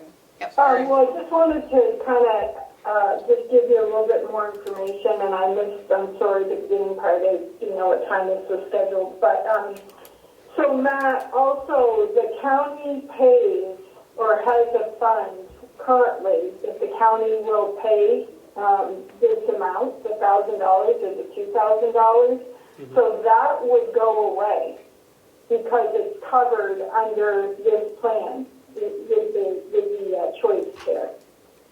So that piece of the county's responsibility would go away because it's all inclusive in this premium.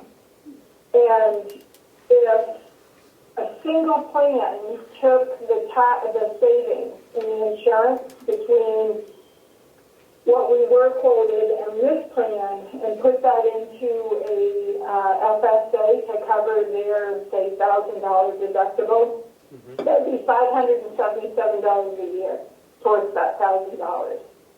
So both of those are good benefits, and the fact that they don't have a copay anymore. And if I might, So Madam I Chair, just wanted to add Look, but that. that's Just for compared your to what we have benefit. now, I right? just want to tell her who that is. This That's- is, Yes, it's compared to what we have So I see now, it. but the big difference is currently the county is paying basically what this plan is doing with the choice care. Because there's still a And that will go away. But we'll still be Well- paying for it, no? Or we won't? Okay, You'll be paying your percentage of the premium, that's but you right. won't be be the only paying, cost. that piece will go away because So it's a it's benefit. included in this plan. So it's a cost reduction for the county, Yes, which is good. yeah. Okay. May I make a comment, Madam Chair? Mr. Platzer, there's out-of-pocket maximums in our current structure. So yes, there are co-pays, but there's also, if you're in one of these other surgeries, sections like hospital, inpatient, maternity care, advanced radiology, outpatient surgery, skilled nursing, ambulance, or durable medical equipment, we have to hit our out-of-pocket max, and our out-of-pocket max for a single looks like $3,000, and it's $6,000 or $7,000 for a family. So right now, yes, there's a lot of stuff that's covered by just either covered in full or covered with a copay. But if you are unfortunate enough to be in one of these sections that isn't, you're really kind of you're bumming because you're paying $6,000. Instead of the, Right, so like in our current plan, preventative care is just covered in full for the term of the whole thing, which is great because if that's all you ever get is preventative care, that's great. But one hospital visit and now you're getting a bill for $7,000 under our current plan. Yeah. Under this plan, you would never receive a bill for $7,000 because our maximum cap is 4, and with the plan it's 2. So you have, in our current plan, you kind of have to gamble that you stay in this top 2 tier, which really there's no added cost. But the minute you drop into that bottom one, where that one's the new one is a more known for the employee, a lesser total cap, and a more known structure, but it's the same structure for everything versus our current plan. these costs are lower than the current plan too. I like the fact too that when you hit your out-of-pocket maximum, if you're one of those people that are on an expensive prescription or something, there's no cap to what they can get during that period. So, Does our current plan cover acupuncture? Which I love. Yes, 20 visit limit, but you gotta pay $20 every time. $20, okay. Madam Chair, can I just let you know that your 11 o'clock has joined the Zoom as well, so we have representatives from New Hampshire Interlocal Trust waiting, listening in now, and also Denise from Hales has joined the meeting. Oh, great. Morning, Denise. There somewhere. Where is she? Yeah, I just see her name right here. Yep. Yep, just so you know who's here. Do you have any other questions, Matthew? I don't think I do. Okay. Kim? I don't. Okay. Thank you. Do you work with Wolfboro? Yes. In town? Okay. Sure do. Yeah. Chris, anything? Governor Wentworth. Yep. Yeah, okay.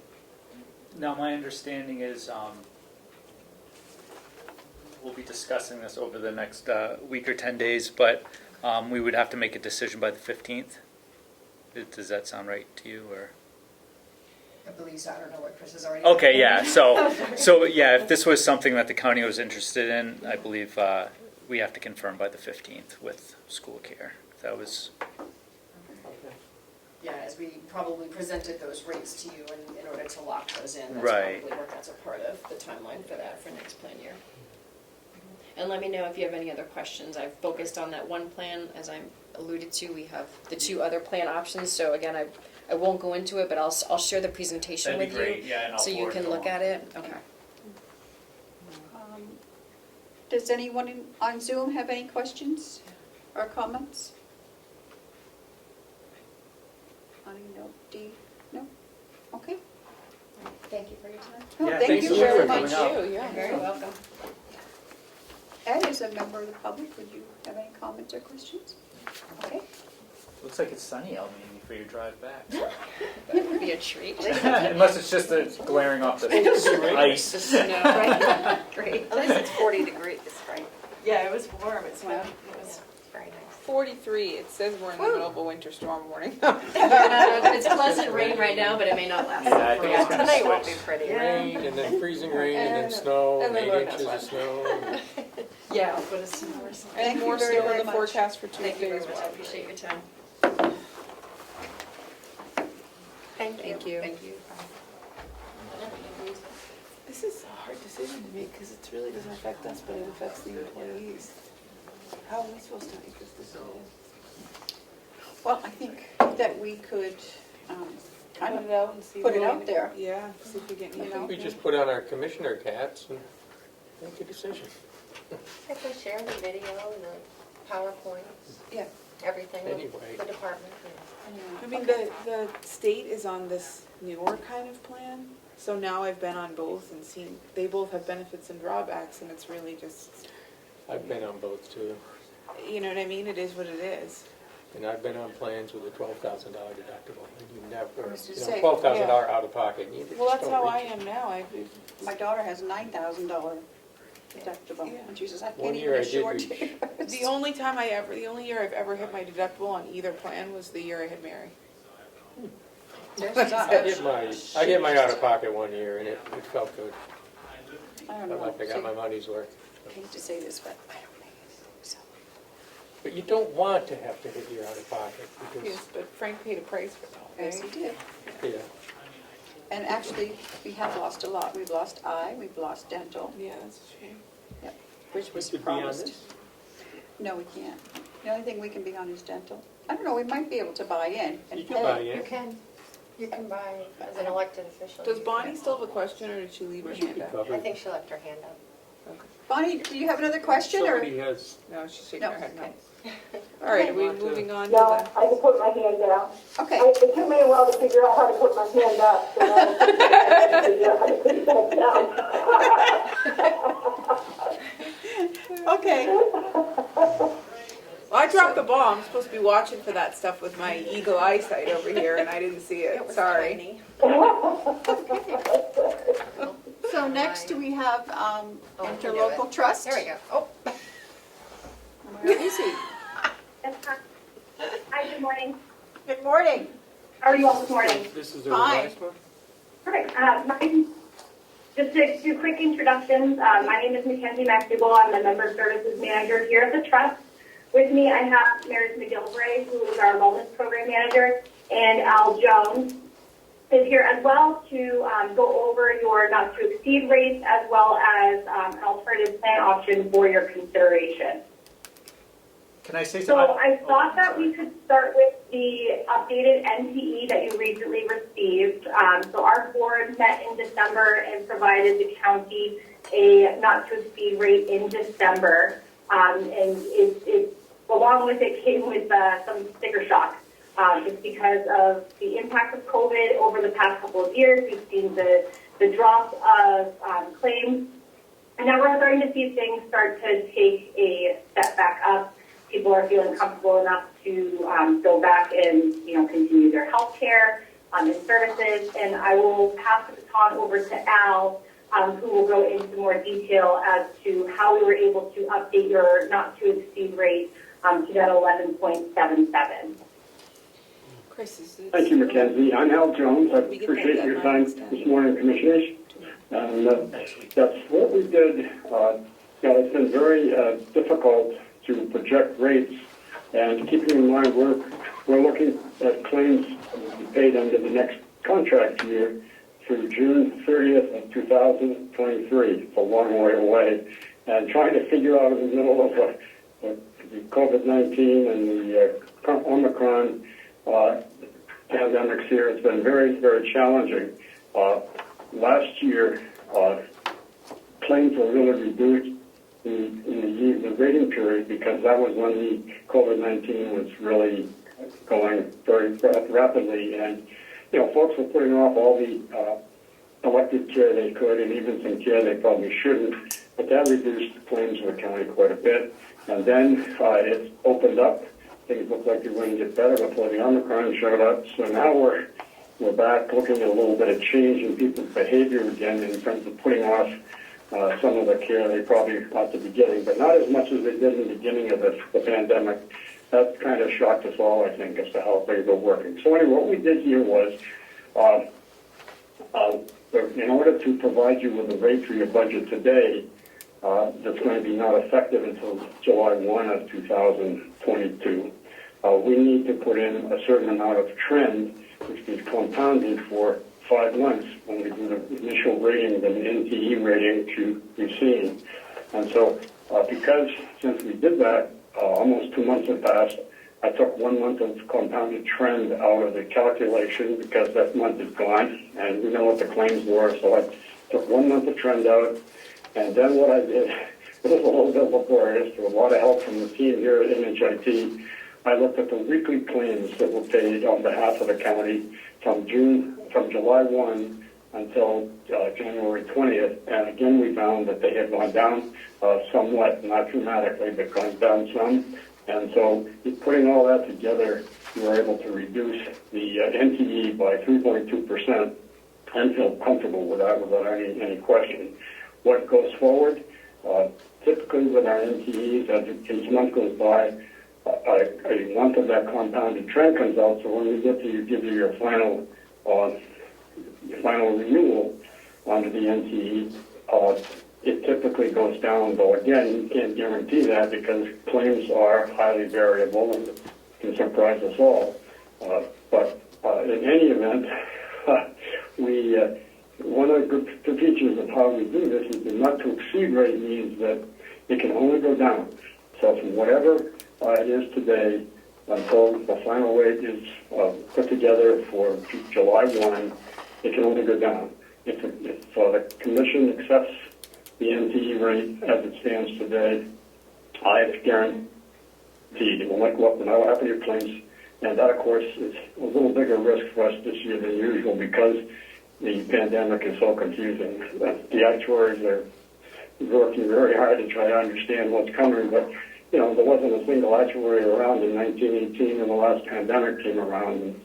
And I'm getting fairly elderly myself, but I wasn't around then either. So it's a hard thing to know, but we're very comfortable with the NTE, with the final NTE we've given you, and I remain comfortable that things stay fairly reasonable. But as usual, when we take out another 4 months of compounded trends, the final rating, then we probably will go down further. That's what typically happens year after year.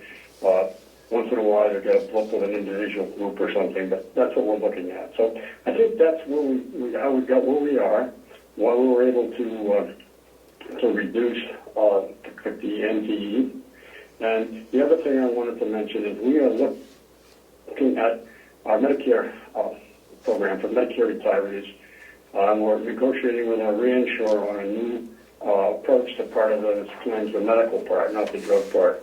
The drug part is a firm insured cost with a program called PDP, which is a prescription drug program that trust purchases from the Aetna insurance company. So the drug claims, which are much more variable than health claims, are fully insured, so we take no risk other than we just have to pay the premium every month. So we're looking at a way to reduce the part of that, the drug part, the medical part, working with our reinsurer. So that will only be known later on. I can't tell you how that will go, but I'm fairly comfortable we're going to find something there that will again reduce the costs to the county.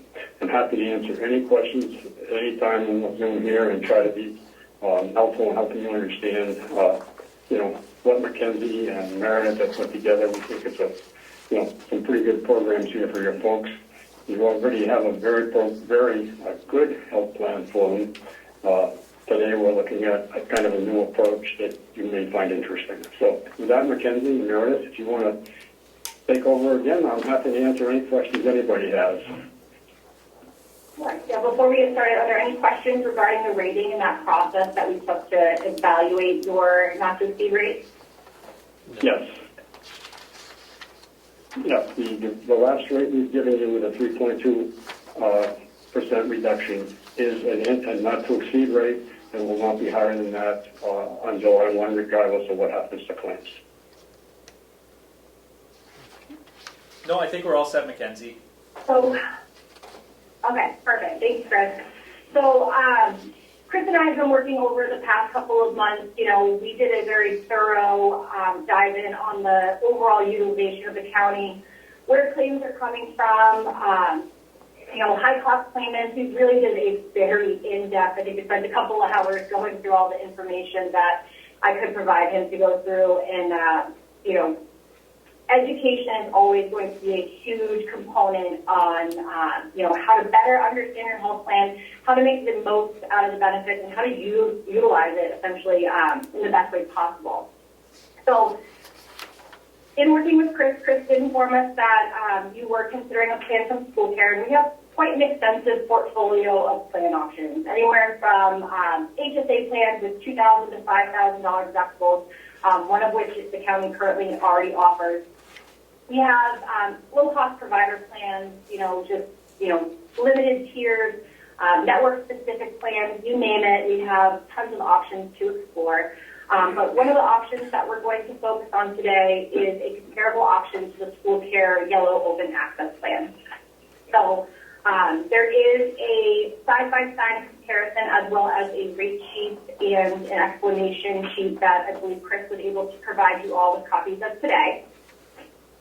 So starting with the rate sheet, so we are able to offer this plan with and without funding, and you'll see that the rates are reflective of that funding component. So it is our Rewards Plus plan. So the first option at the top of the page includes that deductible funding, and that would be coming from NHIT, so it would eliminate the county's responsibility of having to contribute any funds towards the deductible. Mackenzie, can I The county interrupt real currently quick? does. I'm sorry. We're talking about the HMO Super 1500. That's the new plan. Yeah, correct. Yeah. I'm just making sure everybody's looking at the right we're not, sheet. this one is so confusing, I don't even know what we're. Yep, that's okay. I saw that, so I just wanted to. Oh, I see, Super's here, okay. It's on the second page. Second page. Oh, no, well, There's a rate sheet for Super HMO that kind of looks like this that Yep. Commissioner Platch has. it's the second page of our handout here. And then there's a side by side, and on the right hand side is the new plan versus our current plan on the left or in the middle. Okay.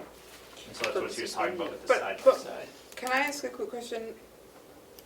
Is there a rate for what we're currently on? Yep. If we stayed with what we currently had and continued down that road, That's the not to exceed sheet that So is that- Mr. Jones just brought is up. that these numbers? That's the first page? Yes. So if we stay with our current plan as is, the way it is with the not to exceed rate as this gentleman has explained it to us, we're looking at page 1. Yes. They're reviewing the comparable school choice proposal, which is the Page rate 2. sheets on page 2. Yep. And then the comparison is what we currently have to their Exactly. school choice-ish plan. Yep. Okay, gotcha. Sorry, Mackenzie. Now I'm there. That's okay. So I apologize. I didn't know the order of the documents that you have on your desk, so I apologize. That's okay.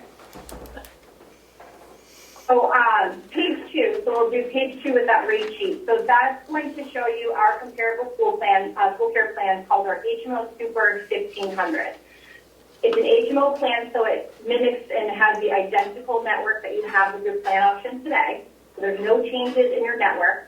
It introduces what we call a super benefit, so that's unlimited acupuncture, unlimited chiropractic, unlimited physical, occupational, and speech therapy visits. So that's what that super benefit encompasses. And then the $1,500 is how we label it, and that's our individual deductible for the plan. So that's just a breakdown of what the name is and what it means. And then we provided you with 2 sets of rates. So the first set of rates at the top of the page includes our funding with our Rewards Plus program. So that would allow NHIT to fund a portion of the deductible if the employee completes different initiatives to earn the funds to then use towards their health plan. The second set of rates will be without any funding from either NHIT or the county, and those rates would be less due to the removal of any of the funding arrangements.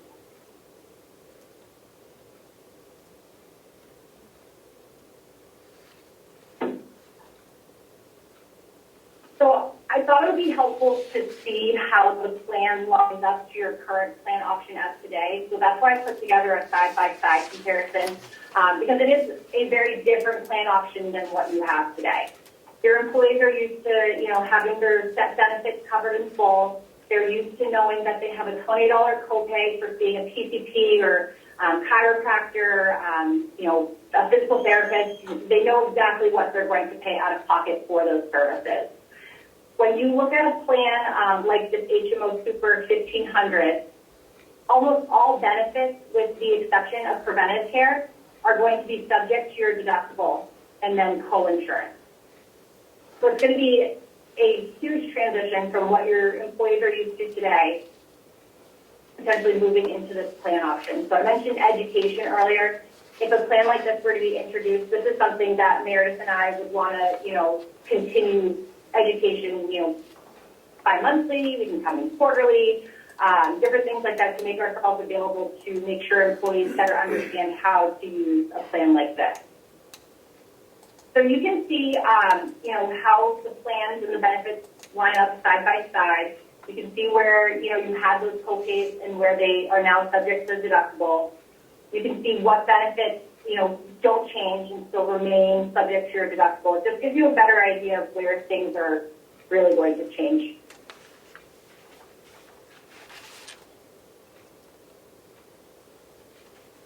Can I ask a question? Yes. On the out-of-pocket maximum on the plan we're currently on, if you have a family plan, is it $7,000 for medical and then an additional $6,000 for prescription for a total of $13,000? That is correct, yes. Yep. So the out-of-pocket maximums were introduced when the Affordable Care Act came into play. Originally, back then, plans had unlimited benefits, so there was never this safety net, if you want to call it. So this, someone would really have to be very sick, utilizing, co-pays and deductible costs to contribute to those maximums. And we can't. But they're there just to act as a safety net. So, can we offer our employees one or the other, or we have to, as an entity, pick one? we can offer both. The issue is that, introducing this plan, you might see that no one wants to move to it. So there's a chance that a majority of your enrollment might want to stay in that HMO Super 2000. But with the lower premiums, the funding, that might be able to assist with employees wanting to move over. Well, I'm just thinking, like, if you're a person who ended up in the hospital, right? You had a hospital bill. Under our current plan, you'd have to get up to the deductible. So you'd have to spend approximately $7,000 versus the other plan where you're only paying up to the deductible or the 20% co-insurance, and the deductible is much lower. So if someone may choose to switch to the other plan if they knew what their medical future was going to hold for them.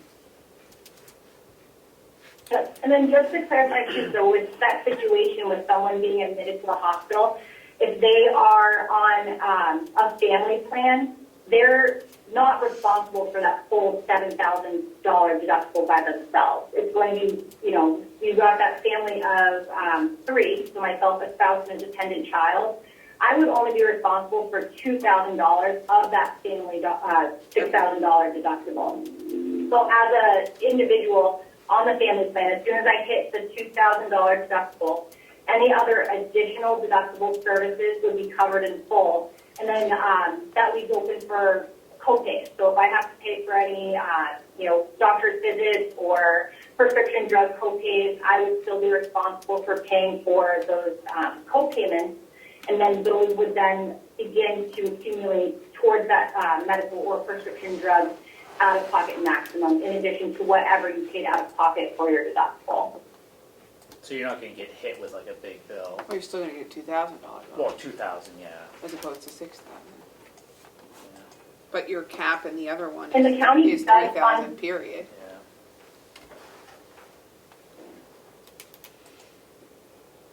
The county does fund the deductible today as well. So in employees' eyes, they do have a $1,000 deductible. The employee is responsible for the first $1,000 of that $2,000 deductible, and then the county does fund the second half of that deductible. Do they do the same thing for the family plan? Yes, correct. So they fund 3,000 of the deductible of the family plan, and the employee is responsible for the other 3,000? Correct. I did pull a report to give you an idea of what the county is currently paying out of pocket for the deductible funding. So your deductible runs from January through December, and that follows your deductible year. So you're paying roughly out about $20,530 for January 1, 2021 for that calendar year. But not many people, and it's very rare for a majority of people to really incur their full deductible. The thing to keep in mind is really those big 6 ticket items. So maternity care, delivery, hospital inpatient care, outpatient surgery. Those are the things that really are your bigger ticket items that are subject to your deductible. Joe's here.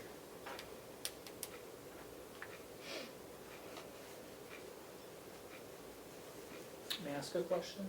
Yes. Mackenzie, with the Super 1500 plan, and the funding provided for up to $1,000 for the single plan, would that be provided prior to the employee having to pay towards their deductible, or would the employee pay their $500 and then NHIT's 1,000 would kick in? I'll let Meredith answer this one. This will go into how they can earn the funds. So ideally, we would like people to have the funds available on the start of the plan year, of the new plan year. So typically what we do is we have people complete an activity sometime in the springtime, usually April, May, June. Try to avoid June as much as possible, but so that way we can collect who has completed the activity to earn that $1,000 or the $2,000 if it's a 2-person or family. So that way we can apply those funds on July 1st when the new plan starts, and that is available day 1 if anyone has any medical services on the new plan year. That is typical. We could, if we need to, do that during the plan year, but it is a lot more complicated because then if someone has a service on, say, July 1st, and we don't do an activity for them to have their opportunity to earn rewards until September, they would technically be responsible for those funds and then have to submit for reimbursement. So it is a little more complicated on the employee side if we wait, but if we do it the ideal situation where we have the funds or the activities earned and completed before the new plan year, then they become available on July 1st. And with the staffing of how we like the funds to apply, the employee would have their first responsibility of the first $1,000 of the deductible, and then the NHIT funds would come into play for the second $1,000, partly of the deductible, and then the rest of the coinsurance, because the new plan is part deductible and then coinsurance after that. So we want to make sure that we cover the part of the deductible and then the coinsurance that happens after.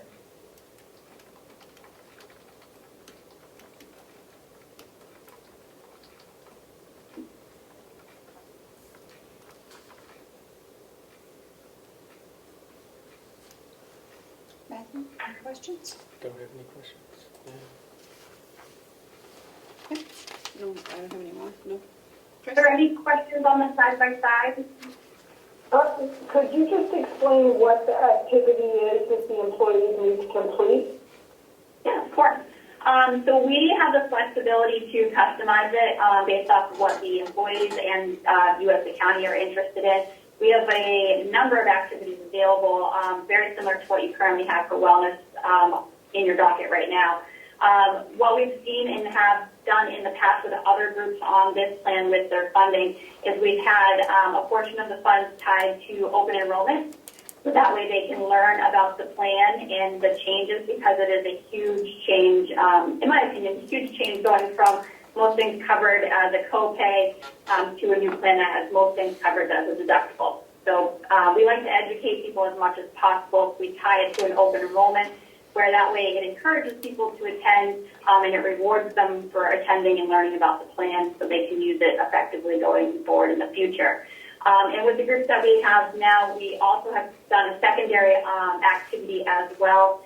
Most of those look like either a health assessment or taking a like a little education quiz on nutrition or healthy eating or physical activity right on our wellness portal. Something that people can log in and complete on their own time, and then we track that all internally, and then we are able to submit that to the benefit strategy to the provider of the funding.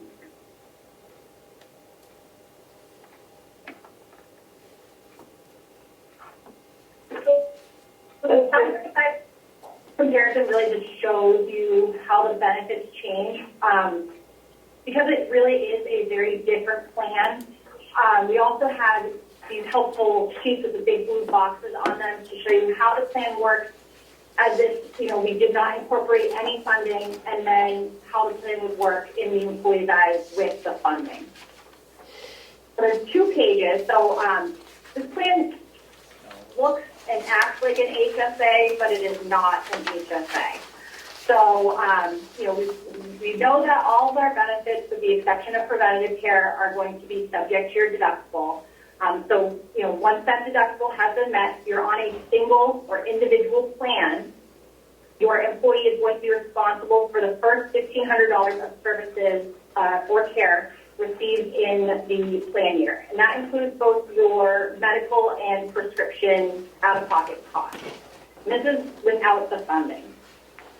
Once your deductible has been met, there is coinsurance, so it's 20% for medical charges and then 10% for any pharmacy charges, and that's about $500 in coinsurance.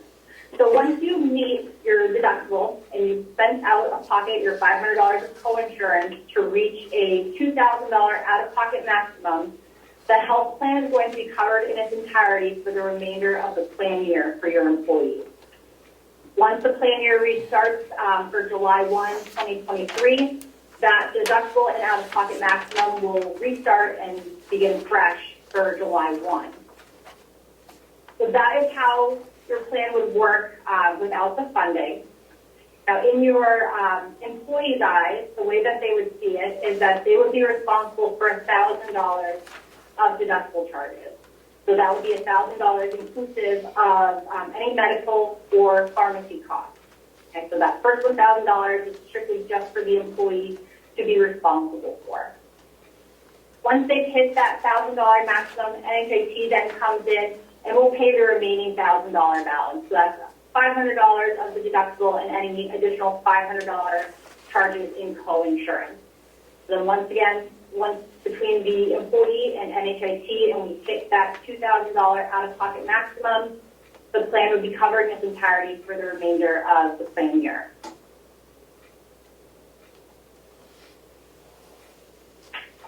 So it's the same concept for a 2-person or family plan, but it has an additional benefit that we see as a major benefit for the employees. So same concept, you have your deductible. The deductible has now increased. It went from $1,500 to a $3,000 deductible. So the member and the covered dependent are responsible for the first $3,000 of services, inclusive of the medical and pharmacy costs. Now, the plan has what we call an embedded individual maximum. And this is where we see that safety net for your employees and any of their dependents on the health plan. So what that says is that no one person on the health plan is going to pay more than $2,000 for their individual and specific care. So you're not going to have one person, hit that $3,000 deductible or hit the full, out-of-pocket maximum by themselves. So that is a nice benefit to have if you do not fund this health plan. Once you have met the $3,000 deductible, you then have, once again, your coinsurance, so 20% of the remaining charges towards medical care, 10% towards your pharmacy care, and that's no more than $1,000 towards your coinsurance. We've got your deductible plus your coinsurance to meet that new out-of-pocket maximum, which is $4,000. You're on a two-person or family plan. And then how the employee see it, no matter what, they have a $2,000 responsibility. So right there, that is their out-of-pocket maximum, the embedded individual out-of-pocket maximum, right there, the employee and or dependents would have that responsibility. Once the $2,000 marker has been hit, NHIT then comes in and funds the remaining $2,000 if needed. So that includes strictly the $1,000 of, $1,000 of the deductible and then $1,000 of the coinsurance to meet the $4,000 out-of-pocket maximum.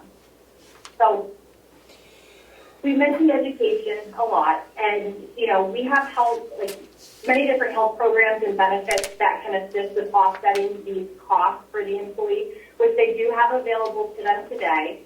We have reduced med costs, we have doctor on demand. There's a bunch of programs that can assist with both education, but most importantly, it's just offsetting out-of-pocket costs and rewarding them and so forth. So with a plan like this, if this is a plan option that the county really is interested in moving forward with, we want to be with the employees virtually, in person, whatever works best, video recording, you name it. We want to make sure that they have all of the available information on how best to use this plan, take advantage of the benefits, and really just understand how it works.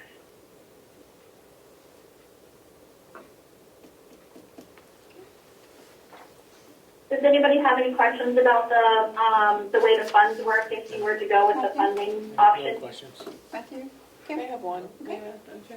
So mine is about the timing of this. If we decided to introduce the concept of the new plan to our employees, we have approximately a week to decide on our not to exceed rate. Can we go with our not to exceed rate and then decide to switch plans, or if we opt for our not to exceed rate, we're stuck with the plan we have now? So you can lock in the NTE rate, and we can continue to explore this plan option as well as any others that you might be interested in. Okay, so as long as we say we're going with New Hampshire Interlockable Trust and we lock it in, we're good, and then we can decide to offer both or one to our employees at that time when we decide. Okay, all right. Yes, exactly. Got it. I don't want, yep. Thank you. Yep, for timelines as well, so for implementing a new plan option, we probably want to get something like this started in May, if not sooner. That gives us time in the back end to build it and get things set up on our end. Employees would be receiving new ID cards that would be reflective of the new plan information. And then it just gives us time to, once again, get in front of the employees, answer questions, and go over the new benefits and how it works. Chris, you had a question? Yeah, just one quick. So on the handout where you were showing how the plans worked with the funding, with the big blocks, and it shows $1,000 employee responsibility, $1,000 NHIT pays the second if earned. But if they take care of their wellness requirements earlier in the spring, that $1,000 will actually be available July 1st to use right away. Is that correct? Yes. So if we did the spring option where we did the activities and they completed their activity or activities, then yes, that $1,000 would be available on July 1st of the new plan year. If they decided that they did not want to complete the activity, then they would be responsible for the full $2,000 before the out-of-pocket maximum was reached. Thanks. As I think Meredith mentioned before, the wellness requirements are very simple because we're more interested in getting people to understand the wellness benefits available to them than to make them have to do something difficult to qualify for the funding. So it's really more a matter of going on and looking at the wellness portal and looking at some of the benefits and completing a simple questionnaire, that type of thing, just to get them familiar with the fact that the wellness program exists, because it's so hard to get people engaged in wellness. So that's why we're doing it that way. So there's no requirement of some sort of treatment or vaccine or something like that to qualify for that? No, we don't go that far. Okay. Good question. So administratively, if this is a plan option that the county wants to introduce, say it's the sole plan option, we don't require new enrollment forms to be completed. What we would do is just send you a complete list of all the currently covered employees, have you double check to make sure that's who should be enrolled in the plan option today, and we can automatically roll them into this new plan option on your behalf. If you were to offer this plan alongside of your current HMO, everyone in the current HMO doesn't need to do anything, but anyone who decides to move would need to complete a new enrollment form electing the new plan option.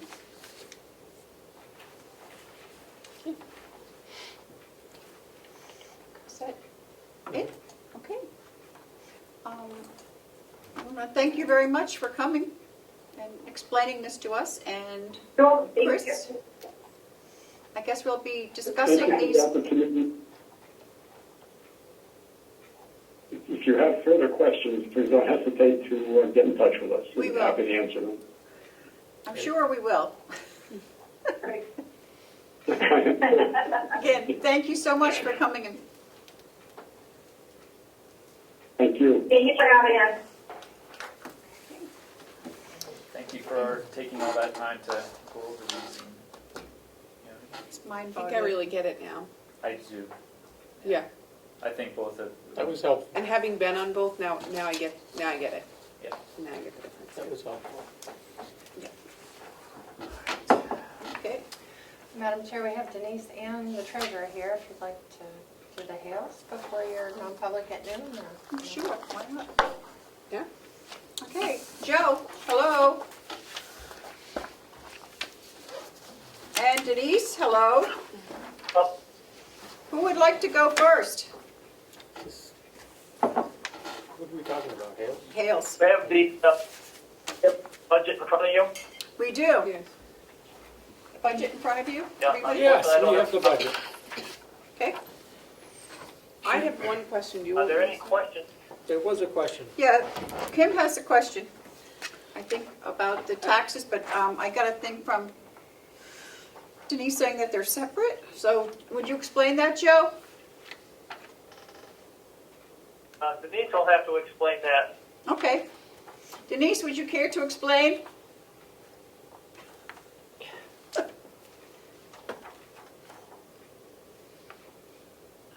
Denise? I actually have a question too, but She's muted. Do you have a question for Joe? yeah, well, maybe for Denise or Joe. There's a statement here at the bottom.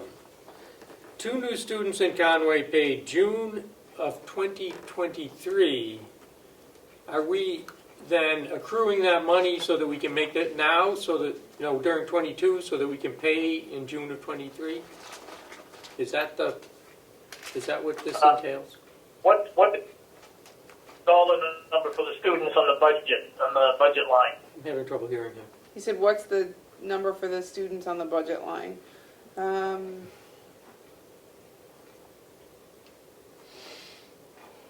The proposed for education tuition is $120,000 for 22. But if we're making the payment in June of 23, does that $120,000 include the payment we're going to make to Conway in June of 23? I believe that does. However, that's a question for Denise because when we went through the budget to prepare, and I don't remember if she added that in or not. Let me see if I can. It looks like based on 120 is added in. And what period does that cover then? That would cover the period for June of 2023. I'm confused. Does that cover a period of time during 23 or just the fall of 22? The payment's due June of 23. So I believe it covers that time. So are we collecting money in 22 to cover a period of time in 23? I mean, So the way the school year works is that Melissa might be able to answer. There's a message, Denise is typing in, I'm not sure if she doesn't have audio. Oh, okay, I was She just says, we pay in June for this school year. Right. We have enough in the checking to pay for that. The new taxes will pay for June of 2023. Okay. That's all I need to know. That answers my question. Denise, how about my question? So I heard you say that it's separate. Does the county tax get collected separately from appropriations? Is that why you want us to appropriate the budget minus the county tax?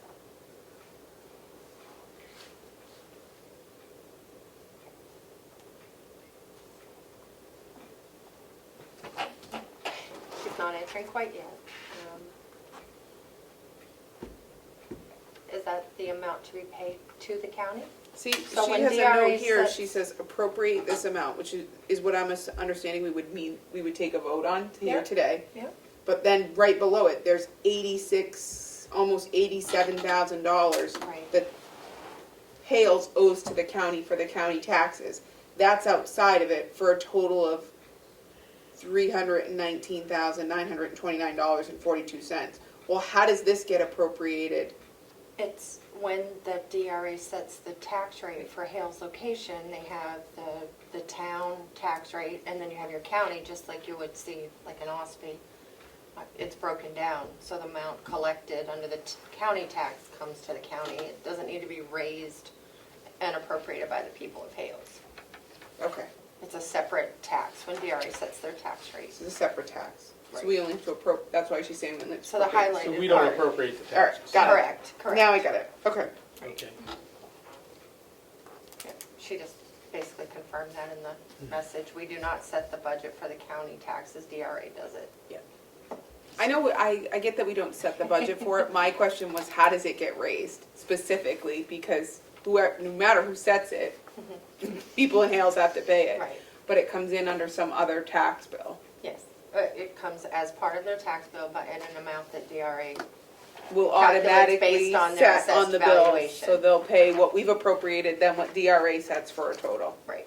Because the county, a percentage goes to each town that they're responsible to raise, so DRA figures that into their tax rate Gotcha. based on their Okay. assessments. Yep. All right. Okay. Do we need a motion? You're good with the school part? I'm good with the school part. So I So think, the Even though 120, we're really just to- paying like a year behind. It doesn't matter because we're paying this year too. Okay, all right. But the $120,000, just to be clear on the school, the $120,000 covers all 4 students, 2 of which will be in Conway. Yeah. Just to be clear, Well, 2 will be at Freiburg, and 2 in Conway. 2 in Conway, and 1 student goes to the Northeast Woodland Charter School, but that's paid for through The state pays them And so there's directly. 5 students, but, okay, We don't have to pay. and Denise has answered that you're correct. I'm correct. Okay. And she's asking for separate motions. They have to be in the minutes, separate for the town and the school amounts. What does that mean, separate motions? You have to make a I motion. have a total amount of $289,038. Appropriate this amount. I'm just gonna pull up what you're looking at, because I don't have a copy. Okay, take mine. Thank you. Matt's making the motion, so I'll look on with Madam Chair.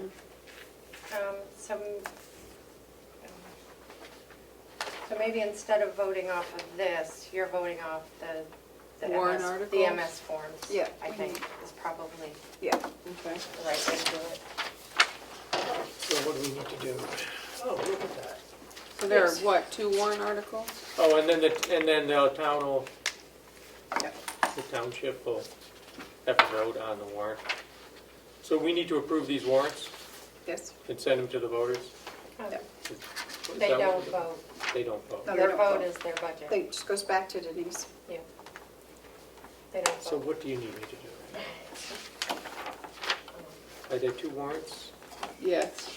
There's there's actually. No, one. I There's see, a no, I hundred- see. No, there's, It's one warrant and two MS-636s.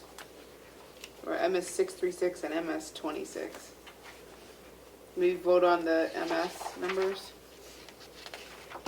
I have no idea. So we need to vote on the $120,000 to the school, school, and separate. then we need to vote on the town budget Okay. amount. Are they separate on your MS forms? Yes. Yes. Okay. Do you want me to make a motion, Commissioner Black? Go ahead. Yes, I'd prefer you make a motion. Looks I like make a long motion one. that we, I guess we're appropriating, right? Appropriate $120,000 under MS-26 to the Hales location school budget, the proposed budget for the 2022 year. I'd second that. All those in favor say aye. Aye. Aye. Okay, so we need to sign. And she says that you have the originals, Madam Chair. Yep, I do. She needs all of those back with signatures. Yep. Okay. That's So the let's- MS-26, okay. Okay. Yes, Now I and see it. it's, this budget, as I understand it, is broken into two budget items. This MS-26, which is the Hales location school budget, and MS-636, which is the Hales location town Town budget. budget. Yes, so we need to So sign we're this. not gonna go through the entire budget? We just did. No, Okay. it's only small.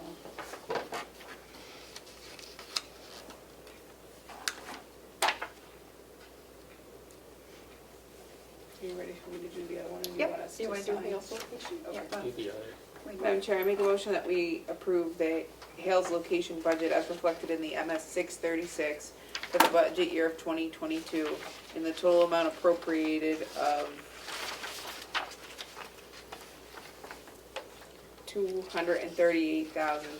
$238,739.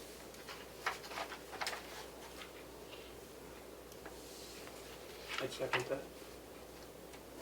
Okay. All those in favor say aye. Aye. Aye.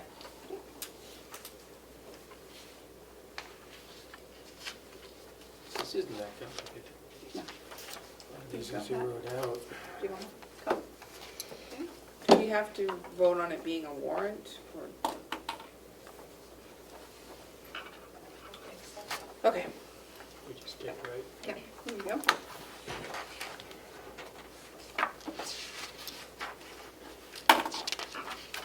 Okay, so those are done.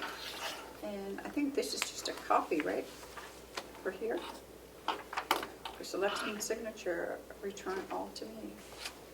Well, we didn't do the warrant. Yeah, I we think the did. warrant needs your signature. Oh wait, that's all the same It's all the same form. thing. So the But we need to breakdown sign is, 3 of them, right? the breakdown is 170,000 We need to sign, I'll need to sign here. for general government and 119,000 for other, including communications. And that's public safety, ambulance and fire. This one says school, does that one say town, Terry? This just says Hales location. But if you flip it over one more, is there yet? So then this one is the, this one is the town, this one is the school. I have no idea what that one is. Is that This both is- of them together? No.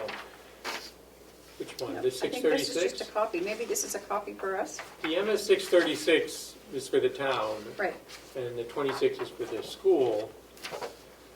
And the breakdown for the town is 170,000 for general government and 119,000 for public safety.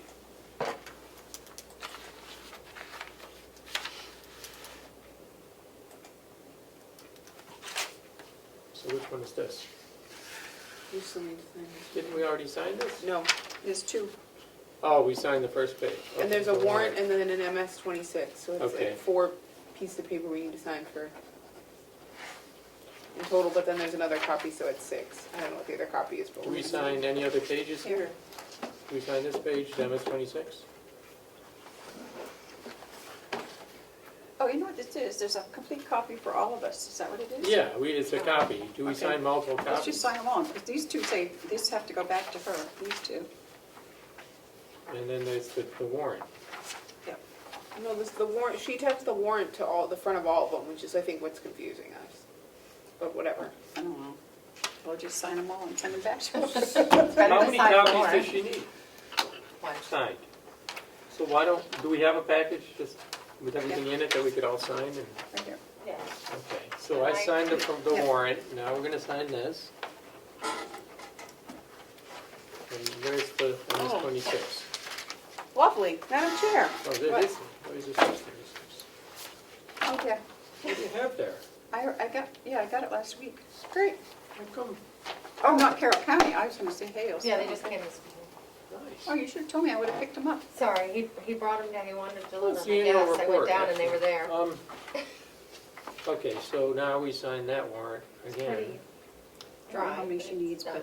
at least she's got them all.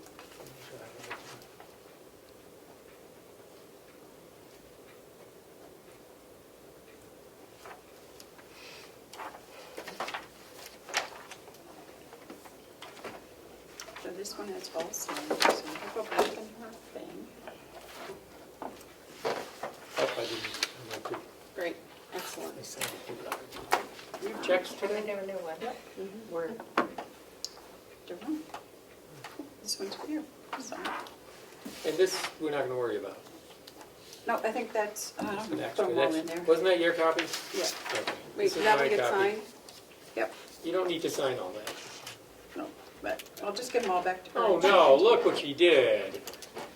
That's so Do you want awesome. to put it on the table? Oh, I'll send them all back to Can I her. help? Ooh, awesome.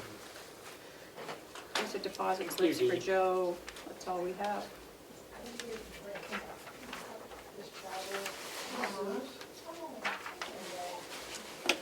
So how do we resume our non-public? Do we re-vote to go back in, or do we vote to just resume? Take a vote to go back in. Okay. I have to read the whole thing again? I would say technically no, but we could, it's very quick, just to remind everybody. I need a motion to go back into non-public. I make a motion that we go back into non-public under RSA 91A3, Roman numeral 2, subsection A, and resume our earlier session from this morning. Seconded. All those in favor say aye. Aye. Oh, no, roll call vote. Oh, roll call. Roll call. Commissioner Sorry. Aye. Commissioner Flash. Aye. McCarthy. Aye. Great, all right. Where's the dedication? And it is Don't read it. 11:54.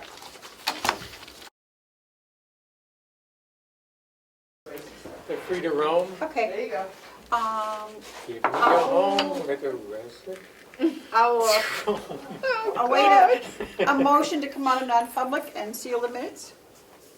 Motion to come out of non-public and seal the minutes. Seconded. All those in favor say aye. Aye. It Aye. is 2:10. Okay, so we're back to business. Yeah, we're muted. Hang on, for Bonnie's edification, let me unmute us. Okay. Or blow the whole place up, trying. Is that better, Bonnie? It's a long day. Oh, I know, and I thought we were gonna get out of here early. I had hoped. Laura's got all this stuff, she's got the Harold's check for you. Okay, good. And Karen really needs the ARPA Bible. Do you know where it is? Karen at the front desk, she's working on ARPA grant stuff. She was asking for that. Isn't there a filing due? Where it is. It's in my desk. Okay, thank you. Okay, so where are we? We are back to new business. Seeing, new business. Yes. Okay, would you like to make a motion to vote on an amendment to the, This is what Oh, we're doing. I think we need to, yeah, I think we need to amend our Okay. vacation policy.